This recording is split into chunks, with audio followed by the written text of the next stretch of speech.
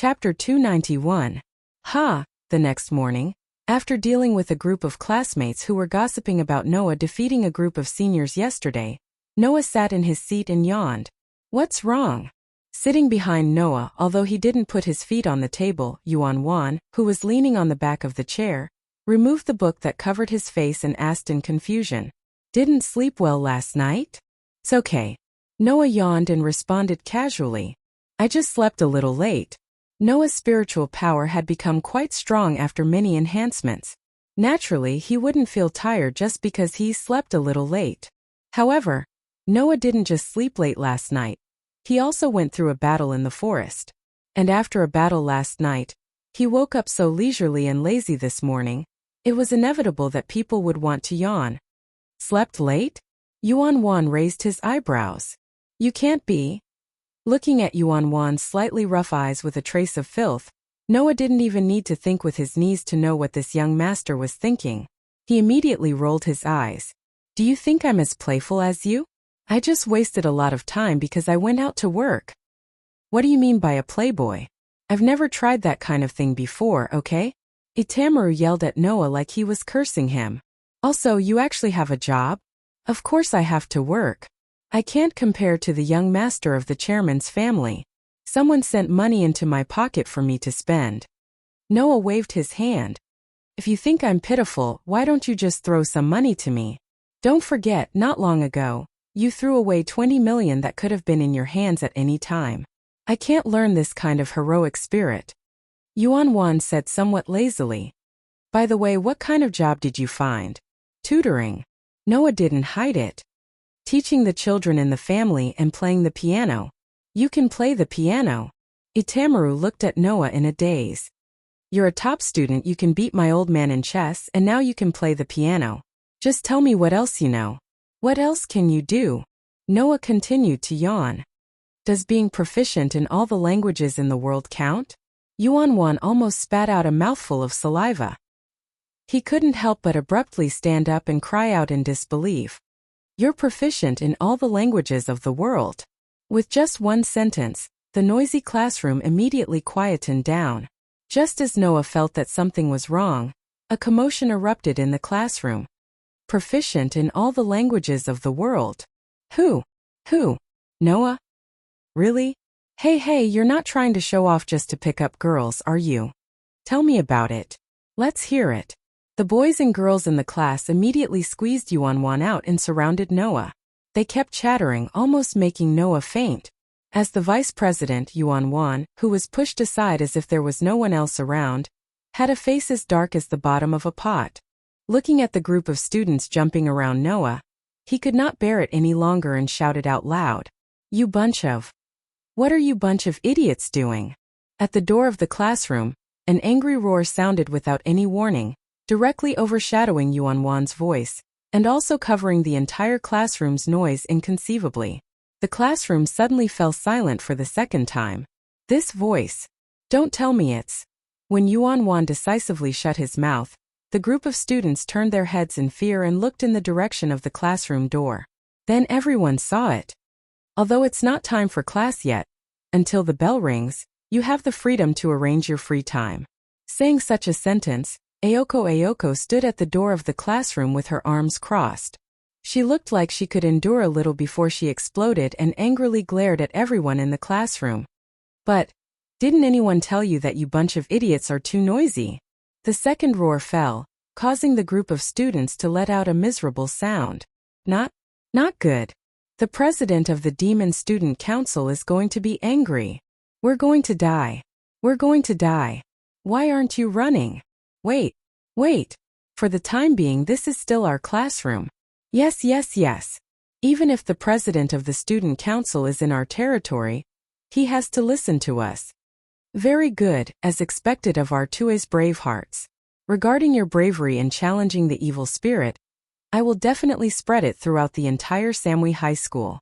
You can go in peace, we won't accompany you anymore. You bunch of traitors. Wait for us.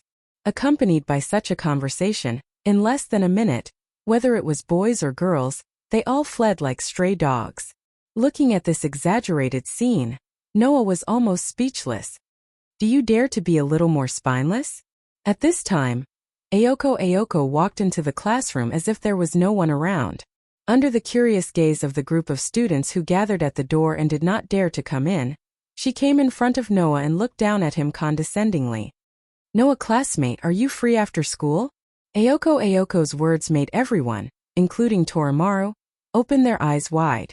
What does this mean? What? Noah was also slightly startled, but he quickly returned to normal and looked at Ayoko with a smile that was not a smile.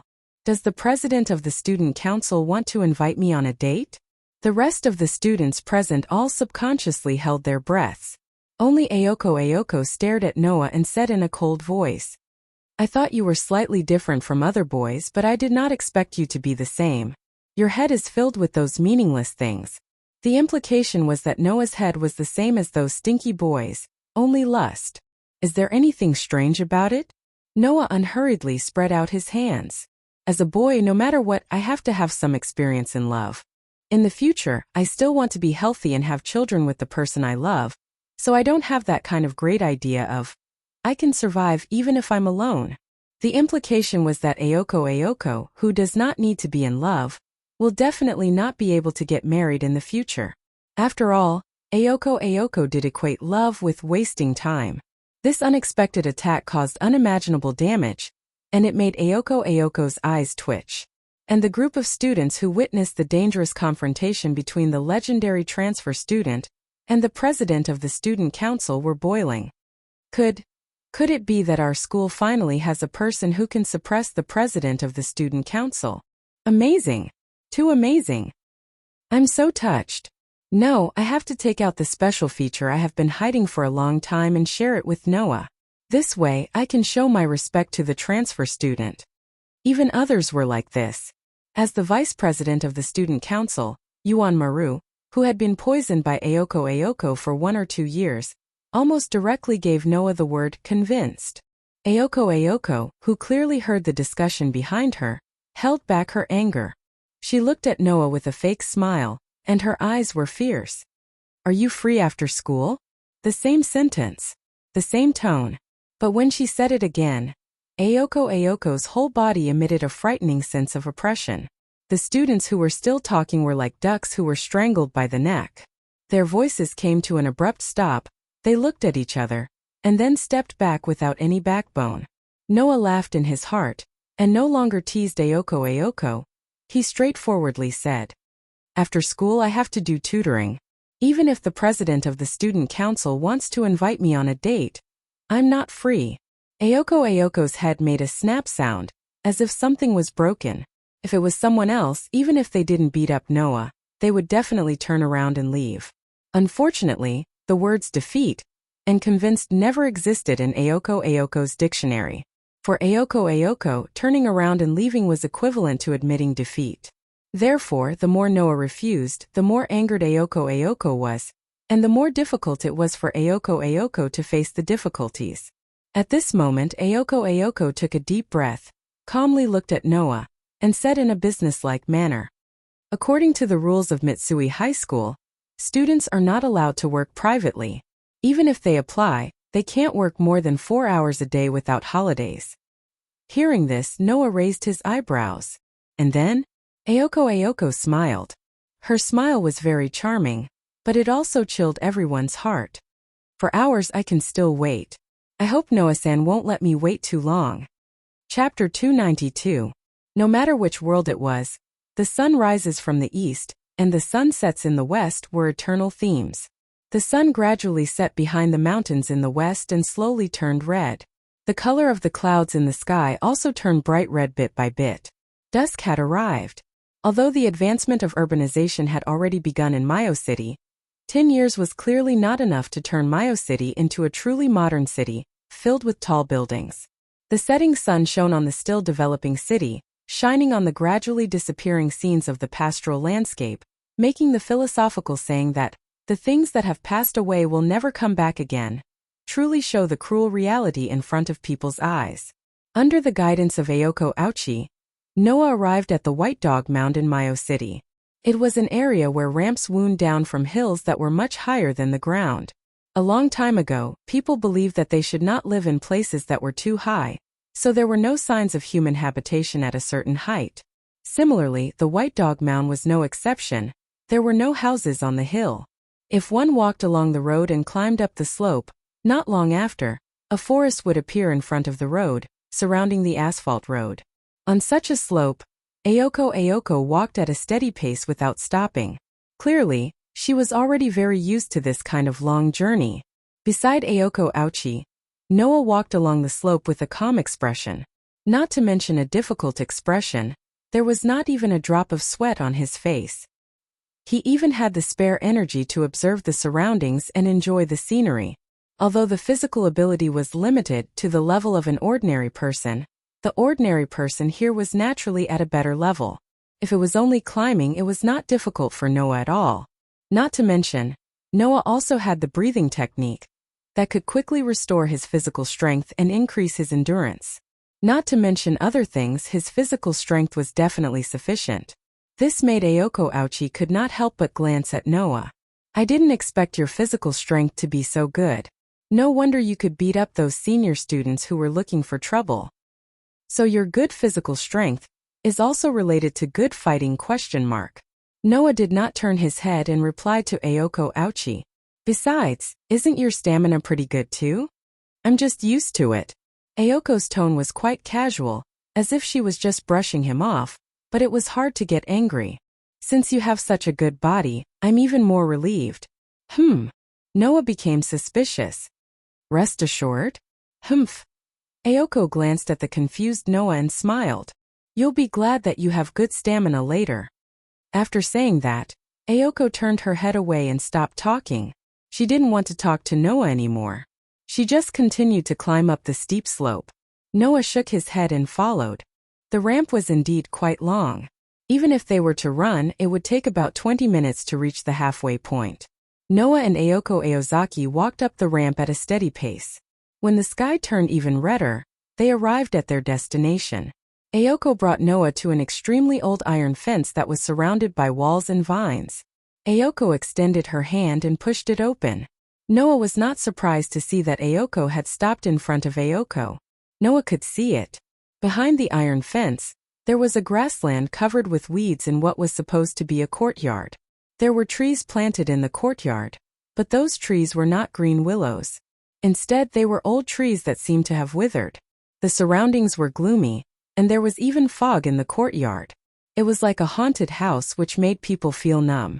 What made people feel even more numb was that between the gaps of the trees in the courtyard, there was a path that extended forward until it reached the front of a manor house. It was a manor house that looked quite luxurious but exuded an ancient aura. Its scale was comparable to an average villa. There was a manor house in such a creepy place. It was believed that if people who did not know about it came here, they would definitely think it was a haunted house and leave screaming. Although Noah would not scream and leave, he still felt very strange that Ayoko had brought him here. Where is this? Originally, Noah did not expect Ayoko to give a reliable answer. However, when Ayoko answered, Noah realized that the answer was surprisingly reliable, and it could make everyone speechless. Ayoko Aozaki only said 2 words. My home. Your home? Noah looked at Ayoko with a different expression. It was as if he was looking at a mentally ill person.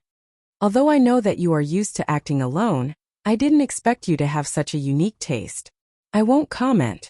Although he said that, Noah's eyes were fixed on the manor house. As mentioned before, there were 2 large barriers in Sanyo City. One of them was used to survey and detect the movement of magic, and the other was used to gather the magic underground of Sanyo City in one place. At this time, Noah sensed that the magic underground of Sanyo City was gathered in the manor house in front of him. In other words, the person who lived in the manor house in front of him was the manager of Sanyo City's spiritual vein. Ayoko said that this was her home. In other words, Ayoko was indeed the manager of Sanyo City's spiritual vein. No, it should be said that she was one of the managers. The dark girl last night was obviously also the manager of Sanyo City's spiritual vein. It was very likely that she shared the spiritual vein of Sanyo City with Ayoko and lived here together.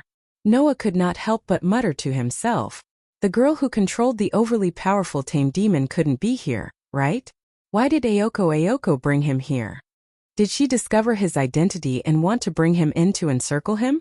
As these thoughts flashed through his mind, Noah was extremely stunned when Ayoko revealed her real purpose. Okay.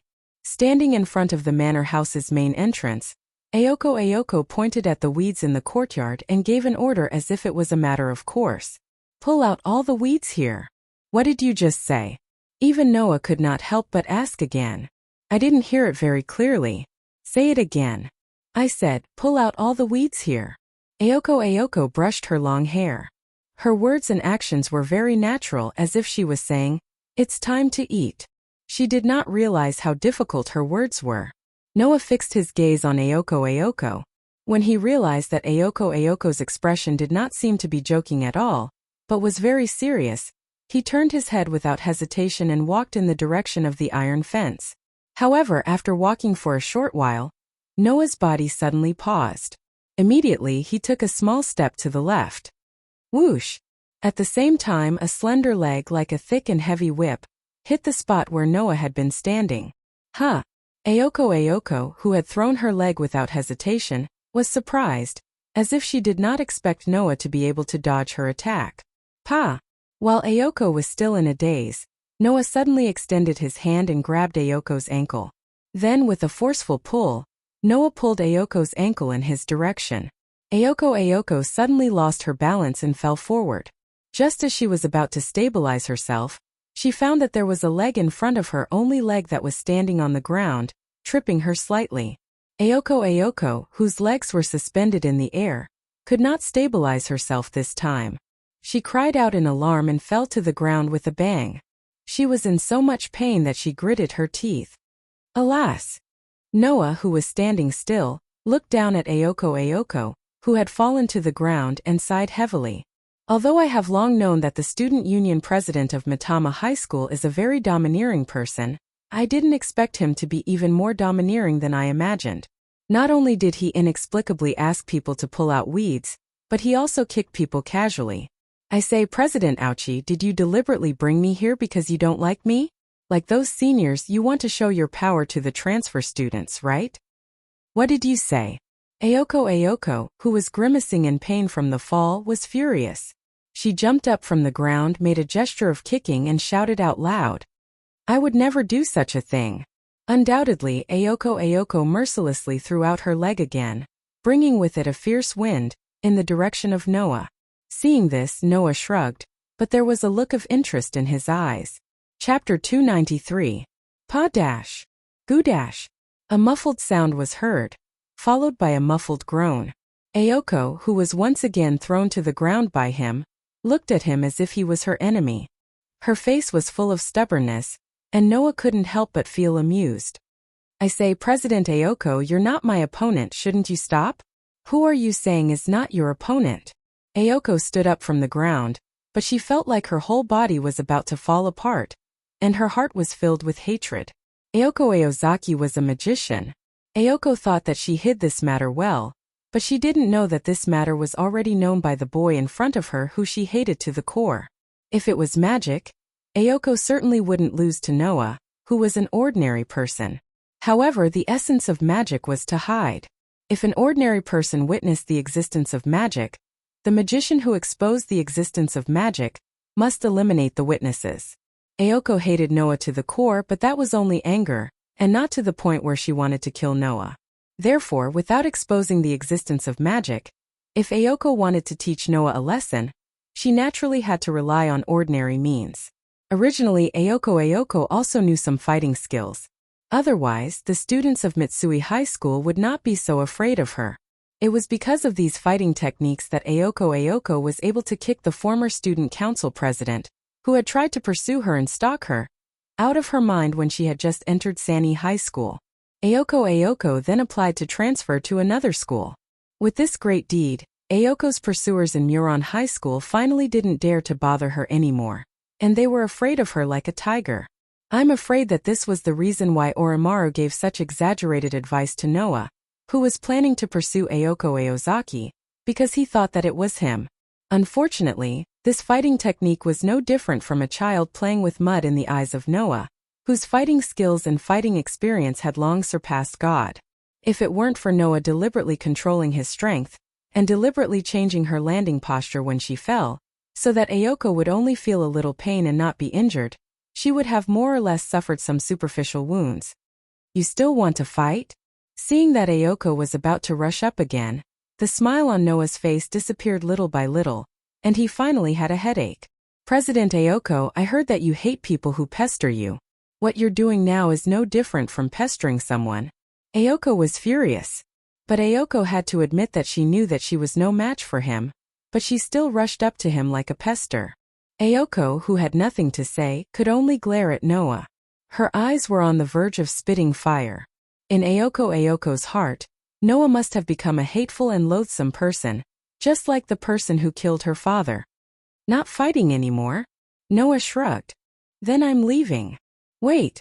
Ayoko Aozaki shouted. Pull out all the weeds before you leave. As soon as these words came out, Noah looked at Ayoko as if he was looking at a crazy person. Are you sure you're serious? Ayoko's expression changed. After a while, she finally put away her posture and looked straight at Noah with a sullen face. I understand. I didn't make it clear. I apologize. Ayoko's tone returned to her usual indifferent and businesslike manner. Noah knew that Ayoko had calmed down, so he didn't rush to leave. He stood there and looked at Ayoko, indicating that she should explain. As you can see, there are indeed a lot of weeds here. My roommate and I want to tidy up this place. Ayoko seemed to have regained her composure. She also seemed to have forgotten that Noah had thrown her to the ground many times. She said this. Originally, I wanted to pay someone to help me clean up, but my roommate doesn't like humans, so I wanted to find someone to help. In the end, I'm the sacrifice. Noah sighed. Also, the reason for hating humans is really new. Also, does President Ayoko think that I'm not human? Compared to someone who I don't know where they found you, you're still a student of my school. My roommate shouldn't be hostile to you for no reason. Ayoko glanced at Noah. It's my fault for not making it clear in advance. We won't let you work for free. We'll pay you well. You don't have any objections, right? Noah wanted to say yes, but after thinking about it carefully, he dismissed the idea. This was Ayoko's residence. The magical power of the spiritual vein in Sanyo City was also gathered here. Since Ayoko was likely to be the manager of the spiritual vein in Sanyo City, and the girl who controlled the giant last night was also the manager of Sanyo City, then could there be a third manager? Since he had nothing to do, he might as well stay and observe the situation. Maybe he could find something new. As for pulling weeds, it was not a problem at all. In the world of fairy tale, Noah had trained in the deep mountains for 4 years. At that time, in order to train his physical strength, what kind of hard training did Noah not do? Pulling weeds? That was not hard at all. With this thought, Noah nodded and agreed.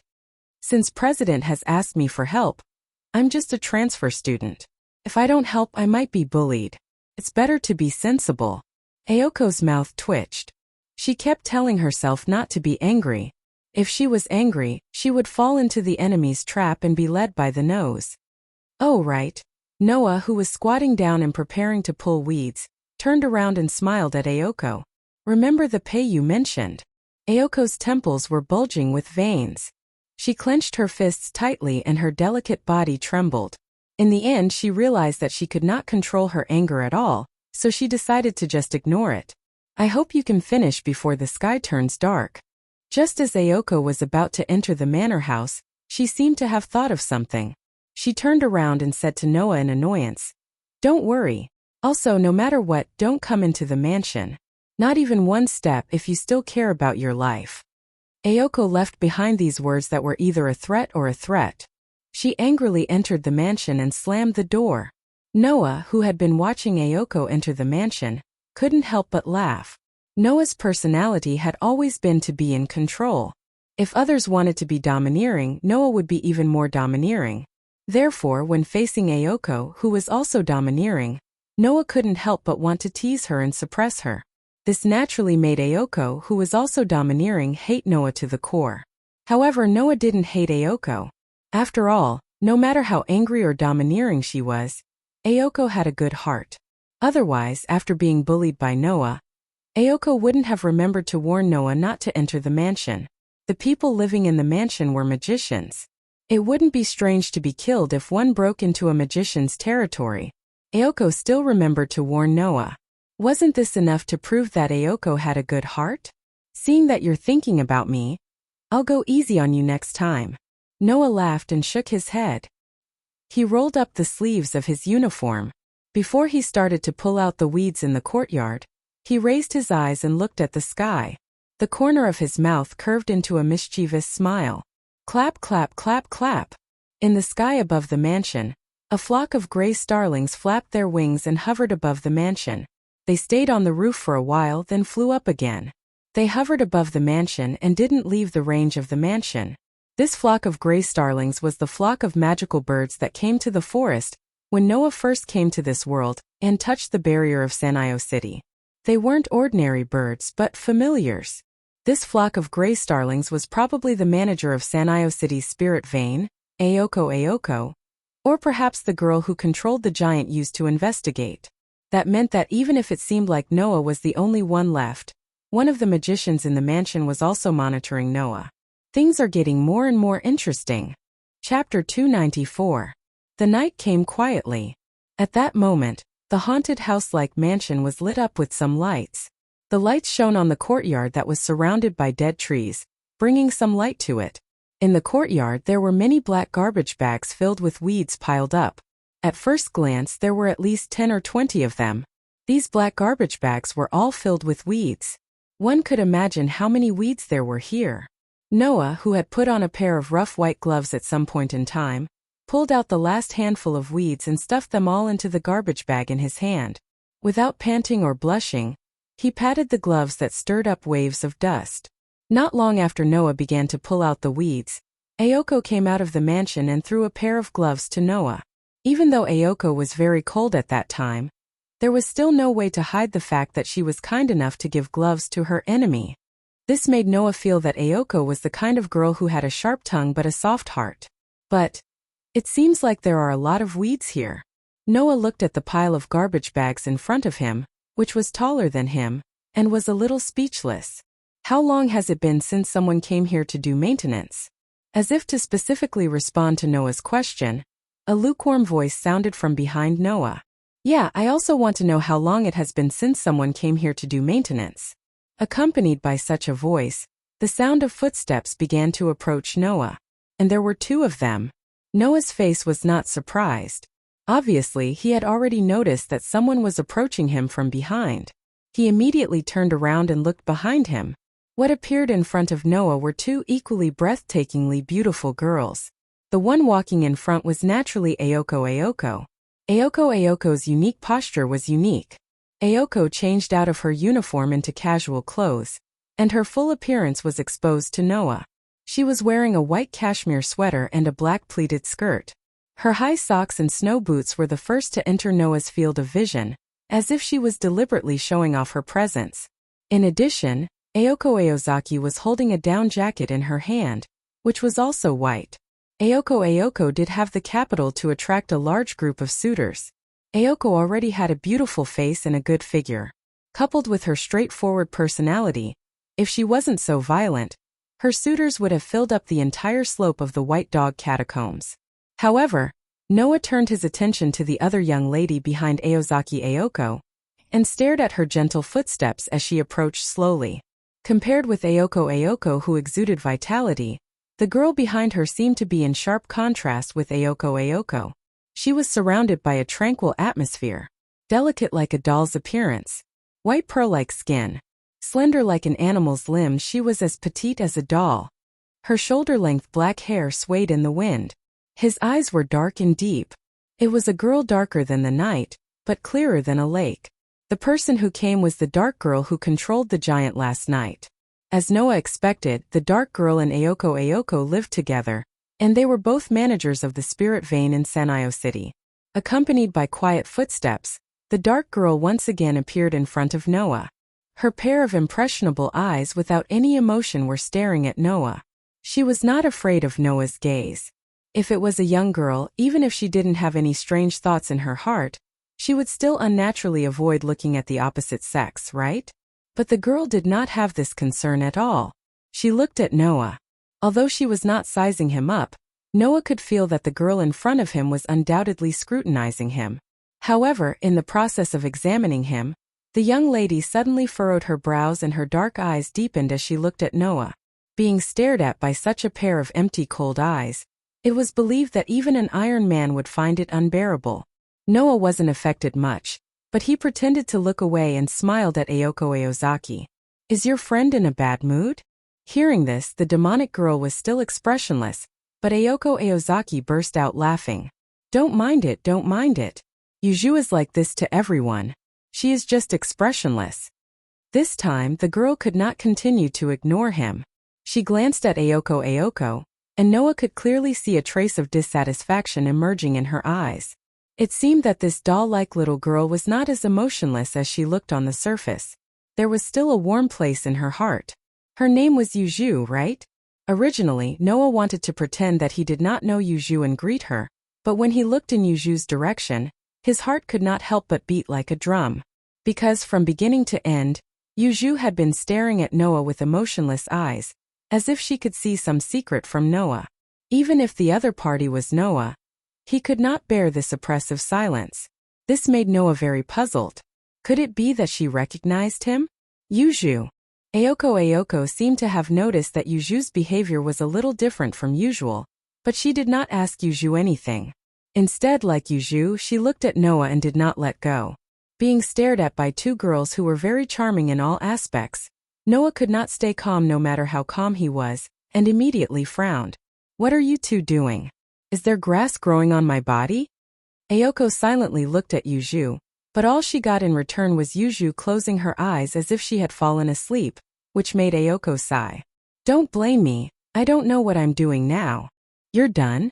As if deliberately changing the topic, Ayako pointed to the black garbage bag pile. "You're quite capable. You actually finished it when it was dark." As if satisfied with Noah's performance, Ayako nodded. "I'll give you the reward tomorrow at school. You can go back now. If you can take this garbage away, I'll be more grateful. That's all." After saying this, Ayako walked out of the room, minding her own business. On the side, Yuju opened her eyes and stared at Noah for a while, then followed behind Ayako and left the courtyard.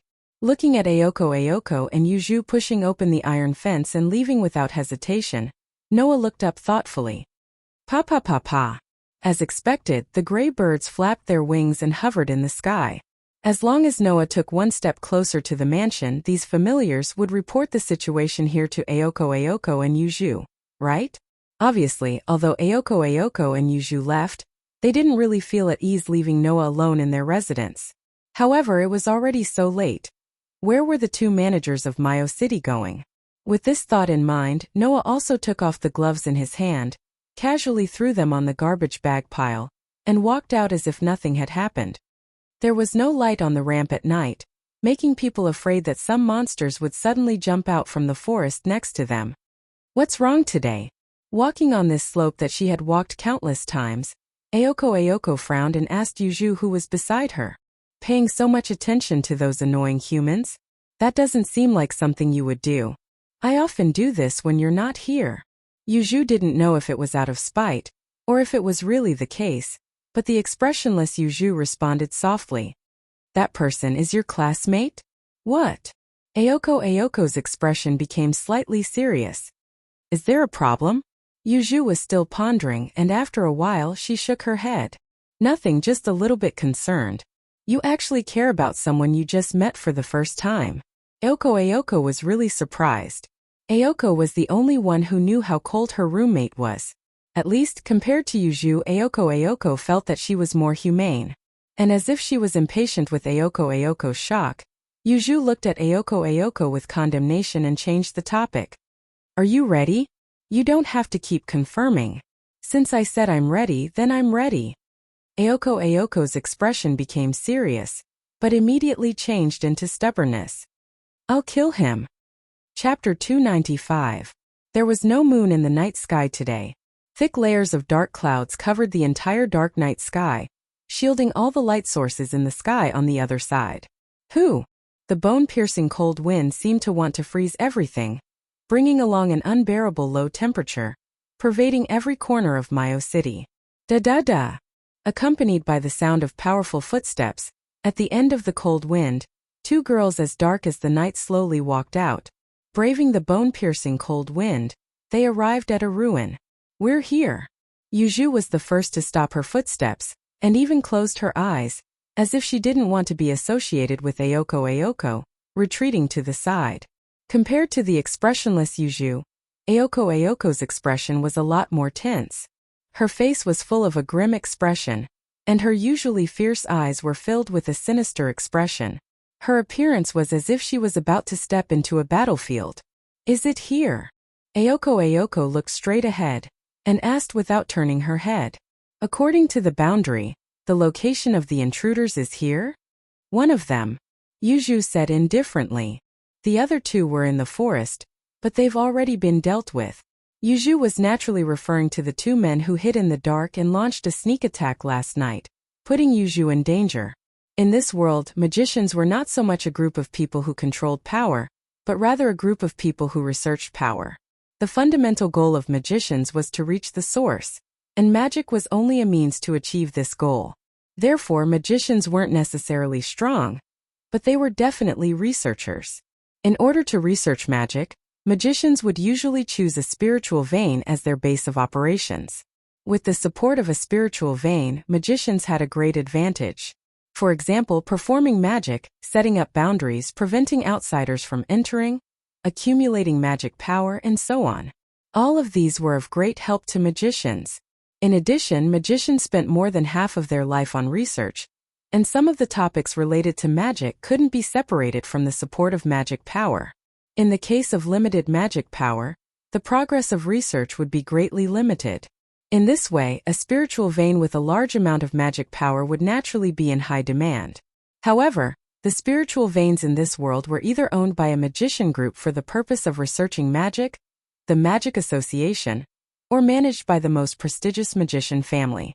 Magicians from outside couldn't borrow the power of a spiritual vein. There were only 3 ways for magicians to borrow the power of a spiritual vein. 1. Apply to the Magic Association for the right to use the spiritual vein. 2. Reach an agreement with the magician family managing the spiritual vein to borrow the power of the spiritual vein. 3. Rob the spiritual vein. Ayoko Aozaki and Yuju were currently encountering the third type of situation, which was a foreign magician who had come to snatch the spirit vein.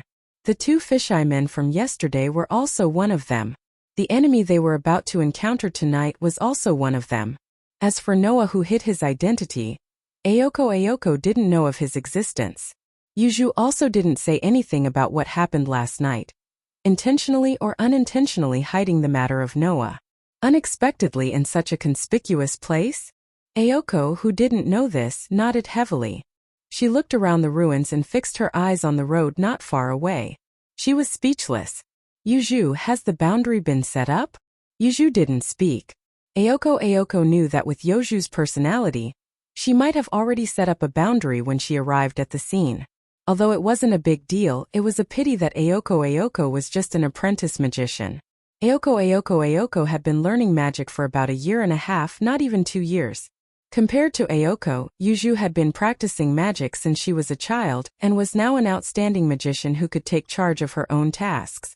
Compared to Ayoko, who was still a novice magician, Yuju was a true magician. She had always followed the rules of a magician, to the point that she was rigid in her actions. Thus, Ayoko Aozaki aside, Yuju would definitely carry out the concealment is the essence of magic from beginning to end. Compared to Yuju, Ayoko was indeed much weaker. At least the gap was not small at all. Of course, Ayoko had her own uniqueness. However, this uniqueness wasn't something that Ayoko could rely on right now.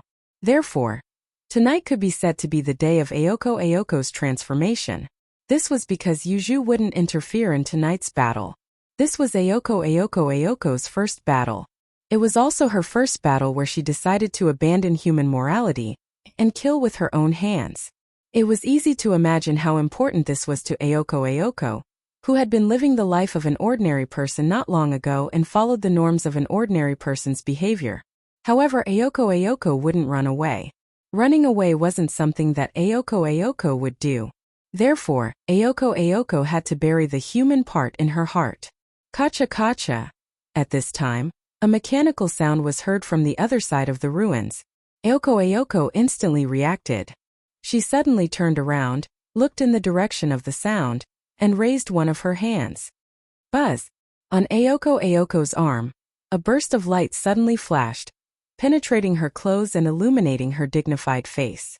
Taking a closer look, the light bloomed from a tattoo under Ayoko's sleeve. That was the magic engraving. The magician had spent his entire life's energy to fix and stabilize the magic that originally had no substance. It was purely a bunch of tactics so that they could become a part of his body. The result of this was the magic seal. The magic engraving on Ayoko's body was the crystallization of magic passed down from generation to generation. With it, even if Ayoko was just an apprentice magician, she could instantly use fixed magic like those outstanding magicians. However, just when Ayoko decided to activate the magic engraving to kill the intruder, on the side, Yuju suddenly raised her head, her dark eyes staring at the pile of stones in front of her. Yuju! Ayoko was slightly startled. When she was about to ask, an unforeseen event happened. Bang! In the pile of stones, a heavy muffled sound directly hit Ayoko's and Yuju's heart, and suddenly exploded. Whoosh! Then a black shadow was thrown out of the pile of stones like garbage and fiercely hit the ground. Bang! Immediately, the black shadow shattered into pieces and scattered all over the ground. That was actually a puppet. Whoosh! Ayoko and Yuju didn't have time to react. In the original pile of stones, a figure rushed out at an extremely fast speed, turned a corner, and disappeared at the end of the road outside the ruins. Ayoko and Yuju only then reacted. The two girls knew that they had been fooled. They originally thought that the intruder was here, but in the end it was only an automatic puppet sent by the other side. And obviously there was another person here just now. Don't run. Ayoko was slightly surprised. Yuju! Chase! Ayoko said, but found that Yuju didn't move at all. She suddenly gritted her teeth and chased out. At the scene, only Yuju stood in the same place, staring at the figure and the direction Ayoko disappeared in. Her dark eyes didn't have the slightest trace of emotion. In the dark alley, Noah dodged and came out from the other side. His eyebrows wrinkled a little, not knowing whether to laugh or cry. I was actually discovered in such a situation. Originally, Noah was just hiding in a corner, intending to observe Ayoko and Yuju. In the end, unexpectedly, a puppet suddenly pounced on Noah, who was hiding in the pile of stones. Noah, who had the sensing ability, naturally couldn't be ambushed, but he reflexively kicked the puppet away. Therefore, as the puppet fell in front of Ayoko and Yuju, Noah was also exposed. However, that puppet should be controlled by a magician. Noah thoughtfully touched his chin. And the two men with the split mouth who attacked Yuju last night. It seems that Sanyi City is more chaotic than I thought. Chapter 296. Ha! Ha! Ha!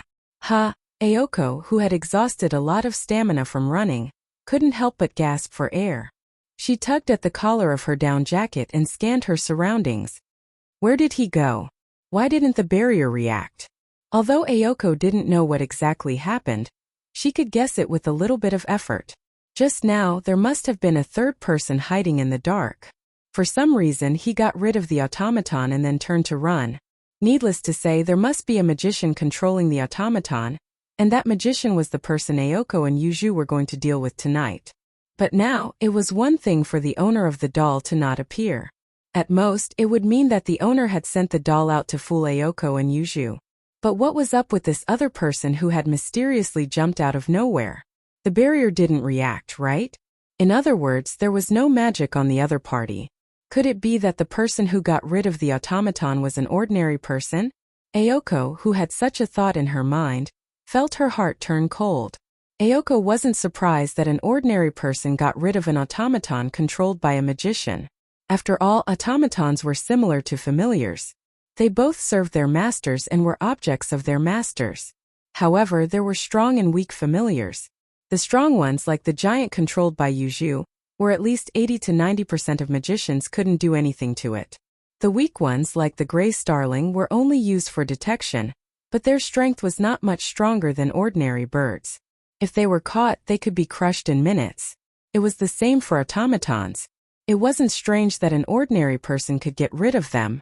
It was because of this that Noah, who didn't release his power, was able to send it flying with a kick and let it smash into pieces without much effort. Damn it! Ayoko clenched her fists and stood up in anger. It better not be an ordinary person. Ayoko had never killed anyone before. Tonight, she was determined to kill the intruder, but who would have thought that such an episode would happen? If the person he was killing was magician, it would be fine. After all, both sides were gambling with their lives. But to kill ordinary people in order to hide the existence of magic, that would be harming the innocent. Ayoko Aozaki was not a person with a strong sense of justice. But at the same time, Ayoko Aozaki wasn't someone who would disregard human lives. No matter what, Ayoko Aozaki was just an ordinary human 2 years ago. Therefore, Ayoko's first reaction was to resist such a method. It better not be an ordinary person. Ayoko could only pray. Noah, who was hiding in a nearby alley, saw Ayoko's anxious appearance and a smile flashed across his eyes. Just as he was about to hide in the dark, he suddenly stopped. Hoo-hoo! At this moment, the two black shadows were like rapidly bouncing rubber balls. With a swift and fierce sound of wind, they rose and fell a few times, streaking across space, and pounced towards Noah, who had his back facing them. Slap! Without the slightest hesitation, Noah stomped hard on the ground and dodged aside by a hair's breadth. Gotcha! Gotcha! This was the sound of a huge beast opening and closing its mouth full of sharp teeth. The two ball-like black shadows suddenly fell on the spot where Noah was just a moment ago. Their bodies began to split evenly from the middle and turned into two sharp crocodiles. They bit down viciously at Noah's position, causing some sparks to fly. If Noah had stayed in that place just now, he would definitely have been bitten by the two sharp mouths of the crocodiles in front of him, regardless of the consequences. Noah, who had steadied himself, finally saw the full appearance of the two black shadows. They had the appearance of pigs, but their bodies were covered with stitches and stitches like dolls. Their bodies were about 1 meter long. He dodged it? He dodged it. He dodged it. The two little pigs were suspended in mid-air. Their bodies were moving back and forth without any pattern. Two noises could be heard from their bodies. How could he dodge it? How could he run? Wouldn't it be better if he let us eat him? Wouldn't it be better if he let us bite him? Master is going to scold us for being useless again. It's all your fault. It's all your fault. Noises that were comparable to noises kept coming out from the two little pigs who were talking to themselves, which surprised Noah a little. Are these also familiars? Just as the voice fell, a burst of chaotic footsteps came from afar, making Noah's heart feel bad. He quickly wanted to leave. Don't go. Don't go. Don't go. Don't go. The two noisy piglets jumped down from the air and blocked Noah's path, making Noah helplessly stop. The sound of footsteps came to an abrupt end. You! Ayoko, who was standing at the entrance of the alley, looked at Noah, who was blocked by the two piglets. Her pale eyes first flashed with a touch of astonishment, followed by disbelief, and finally turned into coldness and awareness. She looked straight at Noah, her pretty face congealed, and her voice was emotionless. I didn't expect it to be you, Noah-san. Your luck is really bad. Noah, who had seen Ayoko adjust her emotions in a short time, felt admiration and helplessness in his heart. In the end, was he still exposed? Of course, for Noah, it was best if he could not expose his identity. Even if he did, it was not a big deal. Therefore, Noah relaxed his body and very casually greeted Ayoko. Hello, President. It was as if he had met an acquaintance by chance on the road, extremely natural. This infuriated Ayoko Aozaki. Yes, I am very good, very good. Ayoko's expression gradually became cold. But unfortunately, Noah-san, you are not very good. You are wrong, President. Noah shrugged. I will be very good, even if someone is not good. It is not destined to be me. While saying this, Noah tilted his head and looked behind Ayoko. Could it be that Miss Yuju also wants me to be bad? Under Noah's gaze, Yuju, whose whole body was wrapped in pitch-black clothes, slowly walked over. Her pair of dark eyes were as empty as before, and she was firmly silent, not saying a word. Coming.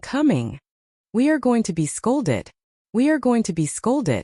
The little piglets, who were like rubber balls, immediately did a somersault in the air and bounced back to Yuju's side. They floated to the left and right of Yuju's body, twisting their fat bodies restlessly. You can't blame us. You can't scold us. It's not that we are useless. It's not that we are not good. It's just that the human is too cunning. Yuju seemed to have grown impatient with the two little pigs squawking beside her ears. She closed her eyes, and the two little pigs' voices immediately followed her body. Like mist, they disappeared without any warning. Then Yuju reopened her eyes and looked at Noah. You are the person from last night? Hearing Yuju's words, Ayoko was stunned for a moment. Then she reacted and looked at Noah with a sinister expression. You are also a magician? Hearing this, Noah raised his eyebrows and smiled. Bang! As if a dam that had been blocked for a long time was opened in an instant, the stormy waves of magic turned into a torrential airflow, bursting out from Noah's body. The surging magic airflow turned into a gust of wind. The gust of wind turned into a storm. The storm turned into a substantial impact, suddenly attacking in all directions, stirring up a thick cloud of dust, spreading like thunder. Ayoko and Yuju, one was shocked, the other was shocked. They both raised their hands and blocked in front of themselves. The way they looked at Noah had changed. Is this magic? Impossible, right? Can a human have such a degree of magic? While the black-clothed Yuju was shocked, she finally confirmed the identity of the other party. This magic aura, Yuju could not be wrong. It was exactly the same as the person who had a short confrontation with Yuju last night and saved her life. Ayoko bit her lips and stared at Noah. With such a strong magic, how did he manage to deceive the detection of the barrier? Chapter 297. The creator of Sanyo City's barrier wasn't Ayoko or Yuju, but the Ayoko family, Ayoko's grandfather, who was responsible for managing the spirit vein in Sanyo City. The Ayoko family was responsible for managing the spirit vein in Sanyo City, so they were very good at managing the spirit vein and resisting outsiders. In addition, the creator of Sanyo City's barrier was the previous manager of the spirit vein in the Ayoko family. In theory, if it wasn't a magician more capable than Ayoko's grandfather, then it was impossible to break the barrier in Sanyo City. However, the more outstanding a magician was, the more difficult it was to completely hide their magic power. Not to mention Noah, who casually squandered his magic power and released it in the most wasteful way for no reason, had a smile on his face, but in terms of magic power, he was already inhumanly strong. With such a degree of magic power, it would be very difficult to hide even a part of it. Ayoko and Yuju didn't believe that such magic power could be hidden so perfectly in such a sensitive barrier. Even Ayoko, who they met almost every day at school, didn't notice it. Of course, the two girls didn't know that Noah actually didn't have a way to completely hide his magic power. Or rather, Noah didn't know how to hide his magic power at all. The reason why Noah was able to hide his magic power was only because of the ability of limit, which shielded and buried the sealed power. If he hadn't come to this world, Noah wouldn't have known that limit had such an additional ability. Therefore, Noah's answer to Ayoko's words was also the same. It's just a little trick, President Sama, don't mind it. Ayoko wanted to refute Noah, but in the end she held back. Yuju didn't move and didn't say anything more. In any case, it was a fact that this boy of the same age was an enemy. It was useless to say anything more. Stomp! With a loud stomp, Ayoko suddenly took a step back and stretched out her hand to Noah. Connect! Like a spell, the word Ayoko spat out directly turned into a key and opened the power in Ayoko's body. As a result, the light of magic engraving once again bloomed from Ayoko's arm. Hum! A mechanical sound similar to that of an engine echoed from the arm that was emitting an ominous azure light. Witnessing all this happened, the smile on Noah's face gradually disappeared, and after a long while he sighed. You really chose to make a move? Shut up. Ayoko pointed her hand at Noah as if she was pointing a gun at him. She yelled angrily. I've been wanting to give you a good beating for a long time. The patterns bullet. SSS gun. S revolu S. For SS the SS in SSSSSS. Bang bang bang bang bang. In the next moment the sound was almost the same as the sound of a gun, but it was unusually loud and turned into an echo. Accompanied by the faint blue light, it rubbed against the air, cut through space and violently shot out. The faint blue flashes were extremely bright and dazzling light bullets. Or it could be called magic bullet. Whoosh whoosh whoosh whoosh whoosh. In the sharp sound of breaking through the air, the faint blue magic bullet turned into a faint blue light and mercilessly fell in Noah's direction. His vision was filled with phosphorescent light. Looking at the magic bullet, rapidly approaching, Noah just calmly raised his hand. Hum! The scabbard that released a golden light flashed from Noah's hand, and in the light, it disintegrated into pieces of dreamlike crystal, forming a beehive-like barrier in front of Noah. The faint blue magic bullet heavily landed on the dreamlike barrier.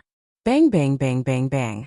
In the midst of the muffled sound, the light bullets formed by magic power exploded on the dreamlike barrier, turning into beautiful blue sparks, stirring up bursts of smoke and dust, and beautifully dissipating like fireworks. No way! Ayoko, whose arm was still flickering with faint blue light, was stunned. It was not that Ayoko was very confident in her magic bullet. She had already expected that the magic bullet alone wouldn't have much of an effect against an opponent with such a vast amount of magic power. However, Ayoko really didn't expect that it would be completely ineffective. Ayoko, don't be impulsive. On the side, the motionless Yuju frowned and stared at the dreamlike barrier in front of Noah. That's not an ordinary wall. You can't break it. Wall? Ayoko was startled. Oh, did you notice? Noah, whose whole body was protected by the dreamlike crystal barrier, slightly raised the corner of his mouth. That's right. It's a wall. Wall. The scabbard's protection was indeed a wall. On the surface, the scabbard's barrier seemed to be able to block all incoming attacks, but in fact, the scabbard's real power was not blocking, but isolating. You should have heard of it, right? Noah's voice slowly drilled into Ayoko and Yoju's ears. This is a noble artifact called Avalon. Noble artifact. Ayoko's expression changed. Unlike Aozaki Ayoko, Yuju reacted to the word Avalon and suddenly raised her head. Avalon. Legend has it that it was the eternal spring of King Arthur, and its true form was the scabbard that was crowned with the name Fairyland. Not only was it able to completely heal the user of any degree of injury, it could even stop the aging of the human body. If its true name was released, it could also be broken into hundreds of pieces to protect the owner from any interference. In terms of individual combat, it could be called a mobile fortress. Yuju was right. Avalon did not block all incoming attacks, but it placed Noah in the middle of Fairyland, isolating and excluding all external physical interference, just like a wall. It was a noble artifact that had reached the realm of magic, the strongest protection in this world. Therefore, what Gaia and Alea bestowed upon Noah was not an extremely powerful strength, nor was it an invincible weapon. Instead, it was absolute safety. With Avalon, no matter which world it was, as long as Noah's magic was not exhausted, there was almost no threat to his life. So, there's no point in continuing the fight. Noah looked straight at Ayoko and Yuju, spreading his hands. I won't continue to play with you. Leaving such a sentence, Noah casually waved at Ayoko and Yuju as if he was bidding farewell to a friend, turned around and walked to the other side of the alley. Wait! Ayoko was about to call out to Noah, but was stopped by Yuju. It's useless. Yuju was like a statue. She did not have any expression, nor did she move. She only said those words. We're in trouble, Ayoko. Ayoko could not help but move her lips, but in the end, she could not say anything. Facing Avalon, which could be said to be the strongest guardian and mobile fortress in this world, Ayoko and Yuju were helpless. Not to mention other things, just the existence of a noble artifact was not something that a normal magician could deal with. If the other party wanted to seize San'yo City's spiritual vein, they could just swagger around and destroy the barrier of San'yo City. Once the owner of the barrier was changed to someone else, Sanyo City's spiritual vein would no longer belong to Ayoko and Yuju. Let's go back and think of a way to deal with it. Yoju's words were concise and to the point. This will be the biggest problem we've ever faced. Ayoko nodded with a heavy heart, many thoughts flashing through her mind. Unfortunately, although Ayoko had many thoughts in her mind, she did not think that Noah would not seize the spiritual vein. If Ayoko knew that Noah didn't even know how to use the spirit vein, what kind of expression would she have? Chapter 298. Ha! The next day, Noah, who was sitting in his seat in the classroom, was still the same as yesterday. He gave a big yawn. His face didn't show any signs of fatigue, but it was unusually lazy. However, after he finished yawning, Noah opened his eyes and was shocked by the scene in front of him. A group of 2A students, led by Torimaru, were gathered in front of Noah. Their faces were very serious, as if they were discussing the upcoming end of the world. Their bodies were emitting a strong pressure. Noah admitted that he, who was not afraid of anything, was now scared by a group of ordinary students. Because they were too stupid, Noah was worried that he might be infected. Sigh. Noah sighed and narrowed his eyes. I'll give you 3 seconds to clearly state your intentions. 1, 2. How was it yesterday? Torimaru seemed to represent the voice of the entire 2A. He couldn't wait to ask. Did you really go on a date with Ouchi? Torimaru, I found that your brain has become stupid. Noah said snappily. Please think about it carefully. Would the Ouchi in your heart really invite me on a date? This sentence, as if it was the truth, shook the hearts of all the students present. That's right, that's right. That's the student council president. The student council president who would even say, aren't you guys hot? When he sees those couples stuck together in school, how could he be interested in love? That's right. You're right. Torimaru scratched his head. His voice returned to its usual rough and powerful tone. Then why did Ouchi ask you to go out yesterday? Pulling weeds. Noah answered truthfully. What did you say? Torimaru was stunned. Pulling weeds. Noah repeated expressionlessly. In this world, there is a very tenacious life form called grass. Although strictly speaking they are not harmful, once their numbers increase, they will evolve into weeds. At this time people have to pull them out. This action is called weeding. I'm not asking you what pulling weeds is. Itamaru couldn't help but slam the table and stand up, shouting at Noah. You don't think I'm stupid, do you? Noah's gaze suddenly became very inconceivable, as if he was saying, isn't that so? Which hurt Itamaru's heart. I'm the vice president of the student council. Itamaru couldn't take it anymore. He grabbed Noah's neck and shook him. Noah, tell me. Say I'm not an idiot. If you continue to choke me, even if you're not an idiot, you'll become a murderer. Noah's weak voice entered Itamaru's ears, which made him even more agitated. Actually, with Itamaru's strength, let alone choke Noah to death, he couldn't even make Noah have difficulty breathing. However, Noah didn't hate this kind of interaction with his classmates. It made him feel very relaxed. Only at this time, Noah would forget that he had the strength to casually choke anyone around him to death. He would enjoy peace as an ordinary person, even if this peace only lasted for a moment. Bang! At a certain moment, the door of the 2A classroom was pushed open, making a loud sound. Her handsome figure swayed with her black hair. She ignored the surrounding students who had shut their mouths and fled in panic. Her gaze swept in Noah's direction. She looked at Noah, whose neck was being choked by Itamaru, and walked over. The person who came was naturally Ayoko Aozaki. Seeing Ayoko Aozaki walking in his direction without hesitation, Noah put away the lazy expression on his face and became a bit cynical. As for Itamaru, it was as if he was scared silly and forgot to move. After a while, he woke up and quickly retracted his hand from Noah's neck. He acted as if nothing had happened and dodged to the side. In the classroom, only Ayoko Aozaki's unusually loud footsteps could be heard. Not long after, it disappeared into the air. Just like yesterday, Ayoko Aozaki stood in front of Noah's seat and looked down at him. Her eyes were still fierce, but there was a trace of intense emotions that only Noah could see. After all, yesterday was different from today. Yesterday, Ayoko Aozaki came to see a classmate. Today, Ayoko Aozaki came to see an enemy. No, a classmate. Ayoko Aozaki said straightforwardly. Do you have time after school?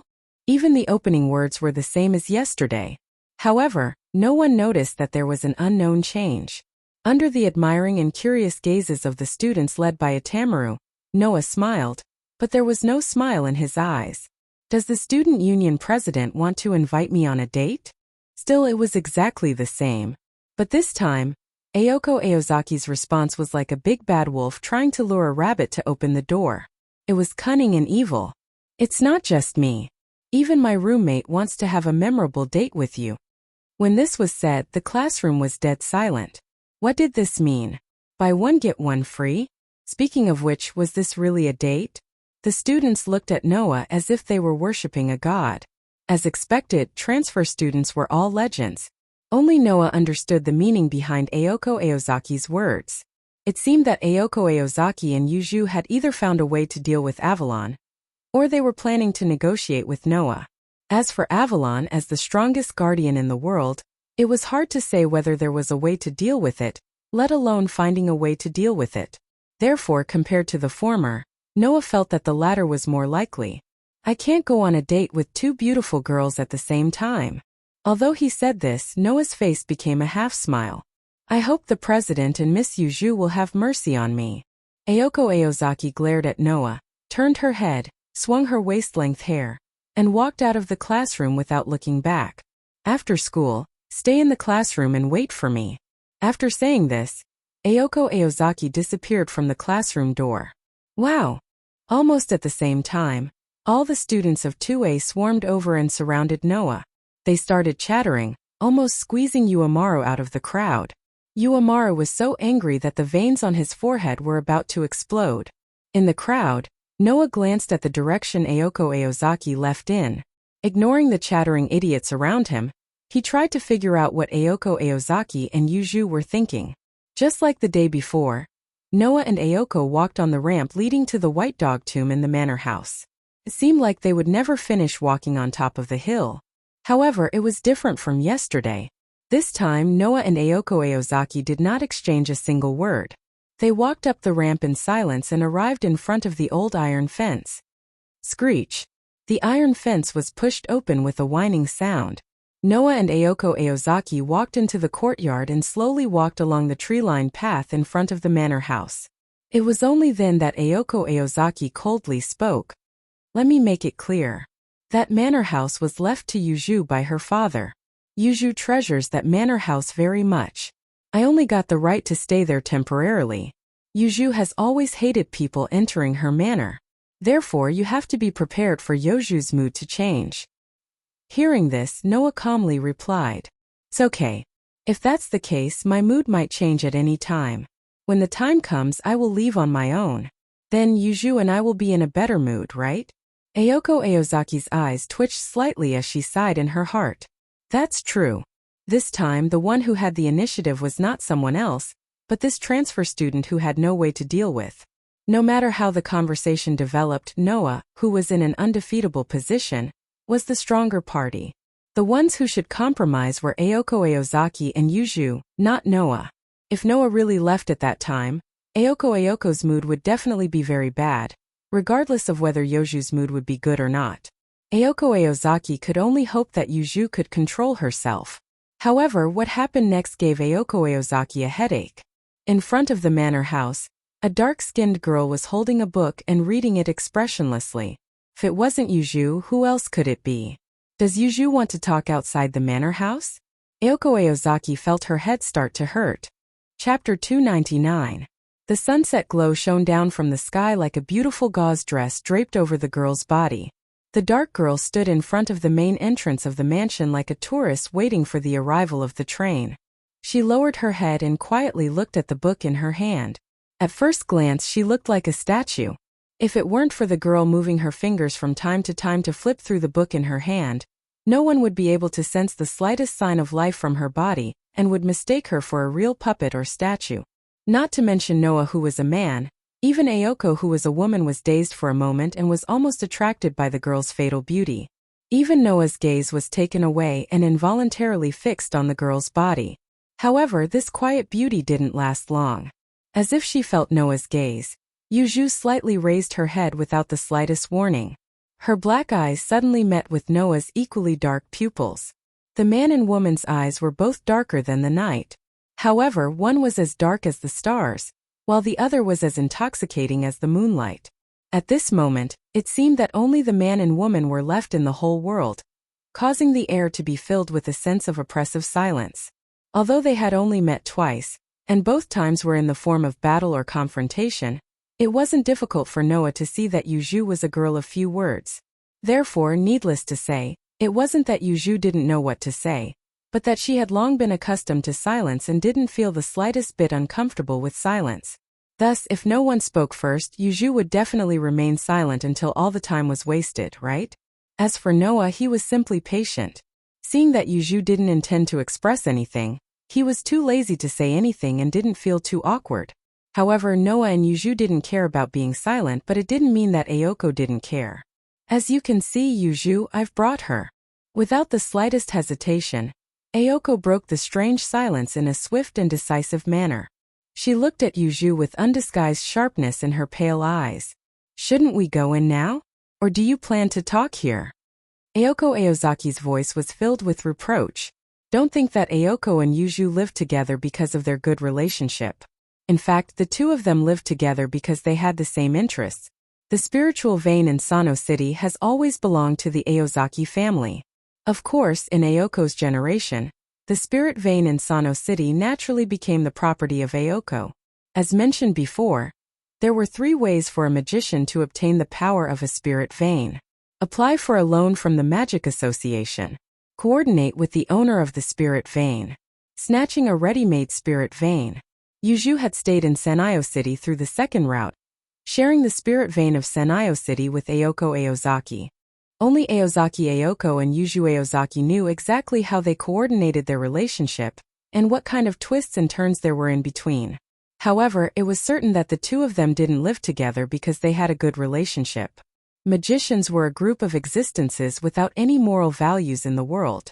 As long as there was enough reason, they wouldn't hesitate to kill even biological sisters.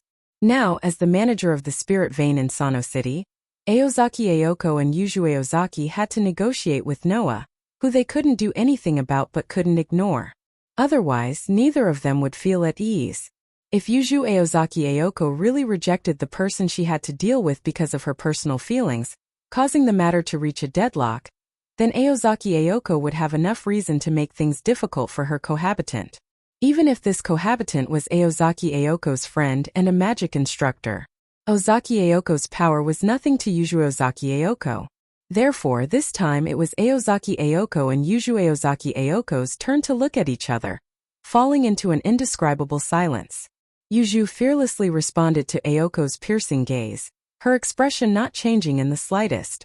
After a while, Yuju Aozaki Ayoko turned her head and looked at Noah, who didn't say anything.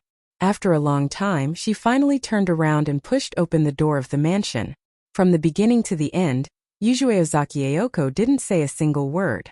However, the moment Yuju Aozaki Ayoko turned around, both Noah and Aozaki Ayoko could feel the unfriendly aura emanating from Yuju Aozaki Ayoko.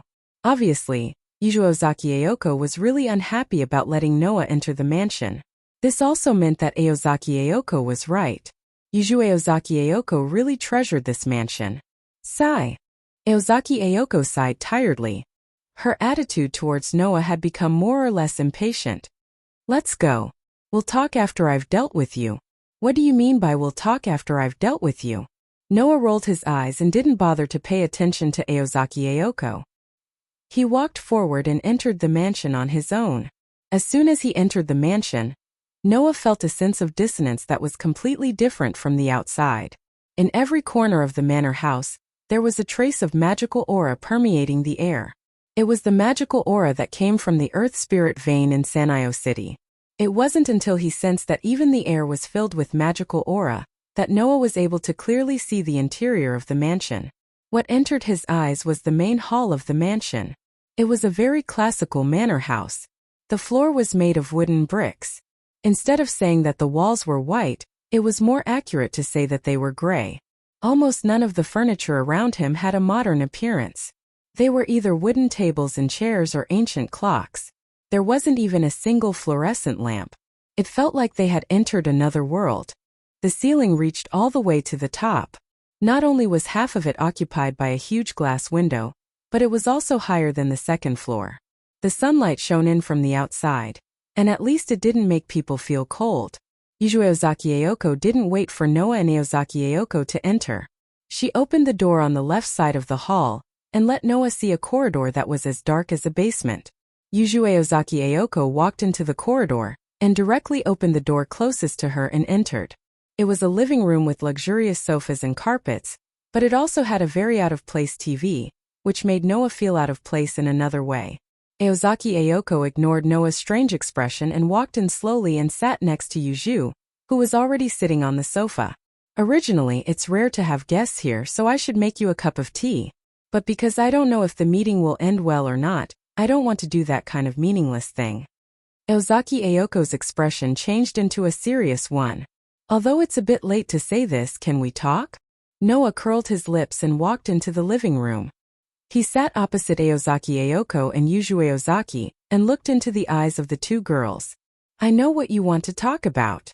Then you should also know how troublesome your existence is for us. Ozaki Ayoko stared at Noa while Yuju remained silent. Say it, what do you want? When she said this, Ozaki Ayoko and Yuju were destined to fall into a passive situation. However, there was no other way. This time they were really passive. Ozaki Ayoko and Yuju Ozaki did not have the means to deal with Noa. If Noa really coveted Sanayo City's spiritual vein, he could ignore Ozaki Ayoko and Yuju Ozaki. Anyway, with the protection of Avalon, Ozaki Ayoko and Yuju Ozaki could not touch a single hair on Noa's head. In this way, Noa could directly tamper with or even directly destroy the barrier of Sanayo City and build a new one of his own. Then, the ownership of Sanayo City's spiritual vein would be transferred to Noa's hands and no longer belong to Ozaki Ayoko and Yuju Ozaki. There was no way to deal with it. There was no way to just watch. Ozaki Ayoko and Yuju Ozaki could only choose to negotiate with Noa. Noa naturally understood this. However, Ozaki Ayoko and Yuju Ozaki made a mistake. I don't know if you will choose to believe me, but I'll make it clear to you. Under the gazes of the two girls, Noa said with a smile, who told you that I'm here to see Sanayo City's spiritual vein? Ozaki Ayoko and Yuju Ozaki were stunned. Chapter 300. What do you mean by that? Ayoko loosened her arms and stared at Noa as if she was trying to find a flaw in Noa's expression. You're not here for the spirit vein? If you're not here for the spirit vein, what are you doing in Sanayo City? Are you trying to tell me that you're here to experience the life of a high school student? Ayoko said this in a mocking tone, but there was an indescribable seriousness in her expression. Although Yuju was still expressionless, her brows were slightly furrowed. Ayoko and Yuju weren't ordinary people. Even without their identity as magicians, they believed that no one would underestimate them. And now, their instincts were telling them that they had walked into a huge misunderstanding from the beginning. Therefore, Ayoko and Yuju wanted to see something from Noa's expression, but Noa's calm expression only brought them disappointment. Therefore, Noa only used one sentence to block all of Ayoko and Yuju's guesses. Do you think I have a need to lie? Ayoko and Yuju instantly exchanged glances. That's right. Noa had no need to lie. This was because even if Noa frankly expressed that he wanted to obtain the spirit vein in Sanayo City, Ayoko and Yuju couldn't do anything about it. In that case, did Noa have a need to lie? President, do you remember what I said when we first met in the student union office? Noa looked at Ayoko with a spurious smile. I said that I came to Sanayo City by chance. Ayoko subconsciously wanted to refute, but she couldn't find a reason or evidence to refute. Ayoko gritted her teeth. Since you're not here for the spirit vein, you should leave Sanayo City. This is our territory. Strictly speaking, Ayoko didn't own Sanayo City, but the spirit vein in Sanayo City. Naturally, Ayoko didn't have the right to chase away outsiders. But that was only limited to ordinary people. If the person who came to Sano City was an ordinary person, then Ayoko wouldn't be able to control him. However, if the person who came was a magician, then it was different. As the manager of Sanyo City's spiritual vein, foreign magicians couldn't stay in Sanyo City unless they reached an agreement with Ayoko. Even if foreign magicians did not use the spiritual veins in Sanyo City, it would still be the same. In response, Noah directly retorted with a single sentence. Since that's the case, please exercise your authority as the manager of the spirit vein and chase me out. How about that? Ayoko Aozaki was furious. Drive him out. If she had the ability to drive Noah out, then with Ayoko's character she would not have talked so much nonsense with Noah. Aren't you worried that I will secretly do something to the spirit vein and boundary of Sanyi City? That's why you have no choice but to come and negotiate with me, right? Noah had a funny expression on his face as he shrugged. I've already told you that I have no interest in the spirit vein in Sanyi City. You don't have to worry anymore, right? Don't have to worry? Who wouldn't be worried? Not to mention whether it was true or not, even if it was true, who would be at ease to let a magician that they couldn't control stay in their territory? Who could guarantee that this magician did not have any other motives? Who could guarantee that this magician would not suddenly launch an attack from behind at the crucial moment and kill him? After all, to put it nicely, magicians were a group of mystical scholars, but to put it bluntly, they were just a group of lunatics who would do anything to achieve their goals, that is, to reach the source of their power. Allowing a magician with unknown intentions to wander around his territory? At least Ayoko and Yuju, who couldn't accept people's kindness, couldn't do that. Why do you have to stay in Sanyo City? Ayoko went straight to the point. Do you have a reason for staying here? Hearing this, Noah fell silent. In fact, even Noah himself did not know why he had to stay in Sanyo City. However, in Noah's heart, Noah had never considered leaving Sanyo City. Why was it like this? After asking himself, Noah gave such an answer. I only have one reason to stay here. Ayoko and Yuju stood up solemnly at the same time. However, in the next moment, Noah's answer almost made the bad-tempered Ayoko fly into a rage. Intuition. Noah suddenly smiled. Intuition tells me that I have to stay here. Only by staying here can I get what I want. Ayoko's forehead suddenly had the word well printed on it, causing her to put on a fake smile. Noah, are you playing with me? I'm very serious. Noah leaned his body on the sofa and said leisurely. It depends on whether you believe it or not. In the living room, silence filled the air. Ayoko's expression had already become somewhat uncertain. She obviously did not expect things to develop into such a difficult problem. After a while, she gave up and looked at Yuju. Yuju, what should we do now? Yuju was still silent. After a while, she stood up and walked out of the living room. Ayoko understood and said to Noah, wait for us here. After saying that, Ayoko followed Yuju out of the living room. Not long after, a faint discussion could be heard from outside. It seems that in order to solve Noah's problem, Ayoko and Yuju had already started a strategy meeting. In this case, Noah had no reason to be anxious. He sat there with a clear conscience and observed the surroundings. What made Noah puzzled was that for some reason, the discussion between Ayoko and Yuju seemed to have turned into a dispute. Moreover, the quarrel was quite fierce.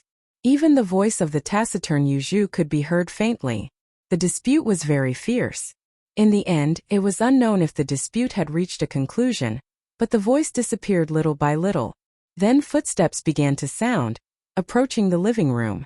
When Ayoko and Yuju appeared in front of Noah again, the expression of the two girls was completely different. Ayoko had a satisfied expression on her face. Yuju was expressionless as usual, but her empty eyes were fixed on Noah the moment she entered the living room. To Noah's surprise, there was obvious emotion in Yuju's eyes. Dissatisfaction. Yuju was very dissatisfied. We agreed to let you stay in Mayo City, but we also have our conditions. Ayoko opened the following negotiation with such a sentence. Don't be in a hurry to refuse. We also know that we don't have the qualifications to make conditions with you now. But after all, you are living in our territory. We will treat you as a foreign magician who wants to rent a spiritual vein from us. Ayoko gave Noah an unusually sweet smile. Or is Noah the kind of evil guest who will occupy other people's residence and not pay rent? Hearing this, Noah raised his eyebrows. Since you have said so, fine, let's hear it. Our conditions are very simple. Ayoko's smile became more and more sweet, but also more and more dangerous. Noah, classmate, we hope to know your whereabouts and always know. Otherwise, we won't be able to feel at ease. Oh. Noah slightly narrowed his eyes. You mean you want to spy on me? No. Ayoko straightforwardly shook her head. But her answer made Noah stunned. We want you to live here. What did you say? Noah was stunned. Live here. That's right. Ayoko nodded heavily. Only when you are under our eyes can we feel at ease. Noah finally understood why Yuju was so dissatisfied. This was Yoju's most precious manor. Now that it was invaded by an outsider, of course Yuju would be dissatisfied. If it wasn't for the fact that Noah's problem couldn't be ignored, Yuju wouldn't have agreed to this proposal. And this time it was Noah's turn to be hesitant. Live with Ayoko and Yuju? Ayoko didn't seem to care about the problem of the opposite sex living under the same roof as she crossed her arms. This is our bottom line. Hearing this, Noah understood. For Ayoko and Yuju, he was not a man, but a magician. Chapter 301. This is your room. Ayoko opened a door that was covered in a thin layer of dust. It seemed like it had not been cleaned for a while. Ayoko moved aside slightly to let Noah enter Noah's line of sight. Noah replaced Ayoko and came to the door. He had a panoramic view of the world behind the door. It was a very ordinary but somewhat strange room. Ordinary referred to the size and scale of the room. In terms of size and scale, it was no different from a normal room. Strange referred to the furniture. There was only one bed in the room, and it was a rather high-end mahogany bed. Putting such a high-end bed in an ordinary room, there was indeed an indescribable sense of strangeness. However, there were many rooms like this in the manor house. Yoju's manor house was very large. In terms of scale, it was larger than a normal villa. Naturally, there were many empty rooms. No matter how one looked at it, it seemed a bit wasteful for two single girls to live in such a large manor house. After all, even the rich children who could afford to live in such a large manor house would have maids and servants who specialized in cleaning their houses. However, in this manor house, there was no third person other than Ayoko and Yuju. Of course, it was a bit wasteful to live in it. However, from today onwards, Noah would also be a resident of this manor house. If you're not satisfied, don't complain. The empty rooms in the manor are all similar. Some of them are even used by Yuju and me as storage rooms and study rooms. Ayoko brushed her waist-length hair and turned a blind eye as she spoke to Noah in an indifferent tone. By the way, this room is in the East Manor. My room is also in the East Manor, but it's on the other side. The West Manor is Yoju's territory. Even I can't enter without permission. You can't go there either. Otherwise, even if she knows that she can't do anything to you, Yuju will fight you to the death. By the way, do you want to go back to your original room and get your luggage? Perhaps because she felt that Noah's room was a bit desolate, Ayoko seemed to kindly suggest this. However, this suggestion only earned Noah's annoyance. There's no need for that. I've only been in Sanyi City for the past 2 to 3 days. The things that I originally had in my residence were all provided in my apartment. Is that so? Ayoko asked doubtfully. Don't we need to bring clothes and daily necessities? I do need to go back and get the clothes, but there are only a few of them. It's not a big deal. Noah walked into the room and sat on the bed. Feeling the softness of the high-end bed, he nodded with satisfaction. As for the daily necessities, I'll buy new ones tomorrow. Well, it's up to you. Ayoko answered casually. But don't buy anything that you can't fit in your room. Otherwise, Yuju will definitely explode. So many restrictions? Are you looking for a cohabitant or a prisoner? Noah raised his head, his eyes full of hostility. Since you're so displeased with me, why do you want me to stay here? You're going all out and going all out. Do you think we want to? It's just that this is the best plan for now.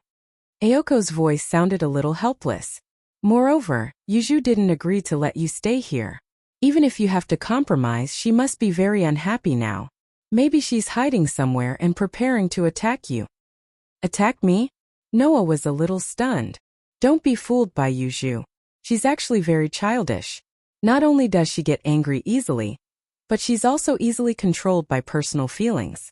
Ayoko glanced at Noah. I've agreed to let you stay here because it's necessary. It's not that easy to get Yoju's approval. Why do I have to work so hard to get her to acknowledge me? Noah's voice didn't sound depressed at all. It was as if Yoju's mood had nothing to do with him. You're the one who asked me to stay here. I'm only cooperating with you to avoid trouble. If living here will cause a lot of trouble, then I'm sorry, but I won't stay here. I think so too. Ayoko Aoyagi showed a troubled expression, and her eyes were filled with hatred. I'm already so busy because of those foreign magicians, and now I have to worry about my 2 roommates. I must have been cursed. Hearing this, Noah became curious. Are there foreign magicians in Sanyo City? Noah had some guesses about the 2 men who attacked Yuju that night. He felt that it was very likely that they were foreign magicians who wanted to seize Sanyo City's spiritual vein. Now it seemed that it wasn't just the 2 men from that night. There were obviously other foreign magicians in Sanyo City. Otherwise, who was the automaton that attacked Noah last night and was kicked away by Noah? The owner of the automaton was the one who wanted to seize Sanyo City's spiritual vein and challenge Ayoko and Yuju. Ayoko subconsciously wanted to answer Noah's question, but when she remembered that Noah was also in the observation period, she immediately swallowed the words that were about to come out of her mouth and changed it to such a sentence. They're just magicians from all walks of life. We'll get rid of them very soon. After saying that, Ayoko turned around and walked away without looking back. Dinner is after 8 o'clock. Just go straight to the living room. Also, don't go to the West Wing. There's already enough trouble. Don't add to it. After saying this, Ayoko's figure disappeared from Noah's sight, accompanied by the sound of footsteps gradually fading away. Noah curled his lips and lay down on the bed.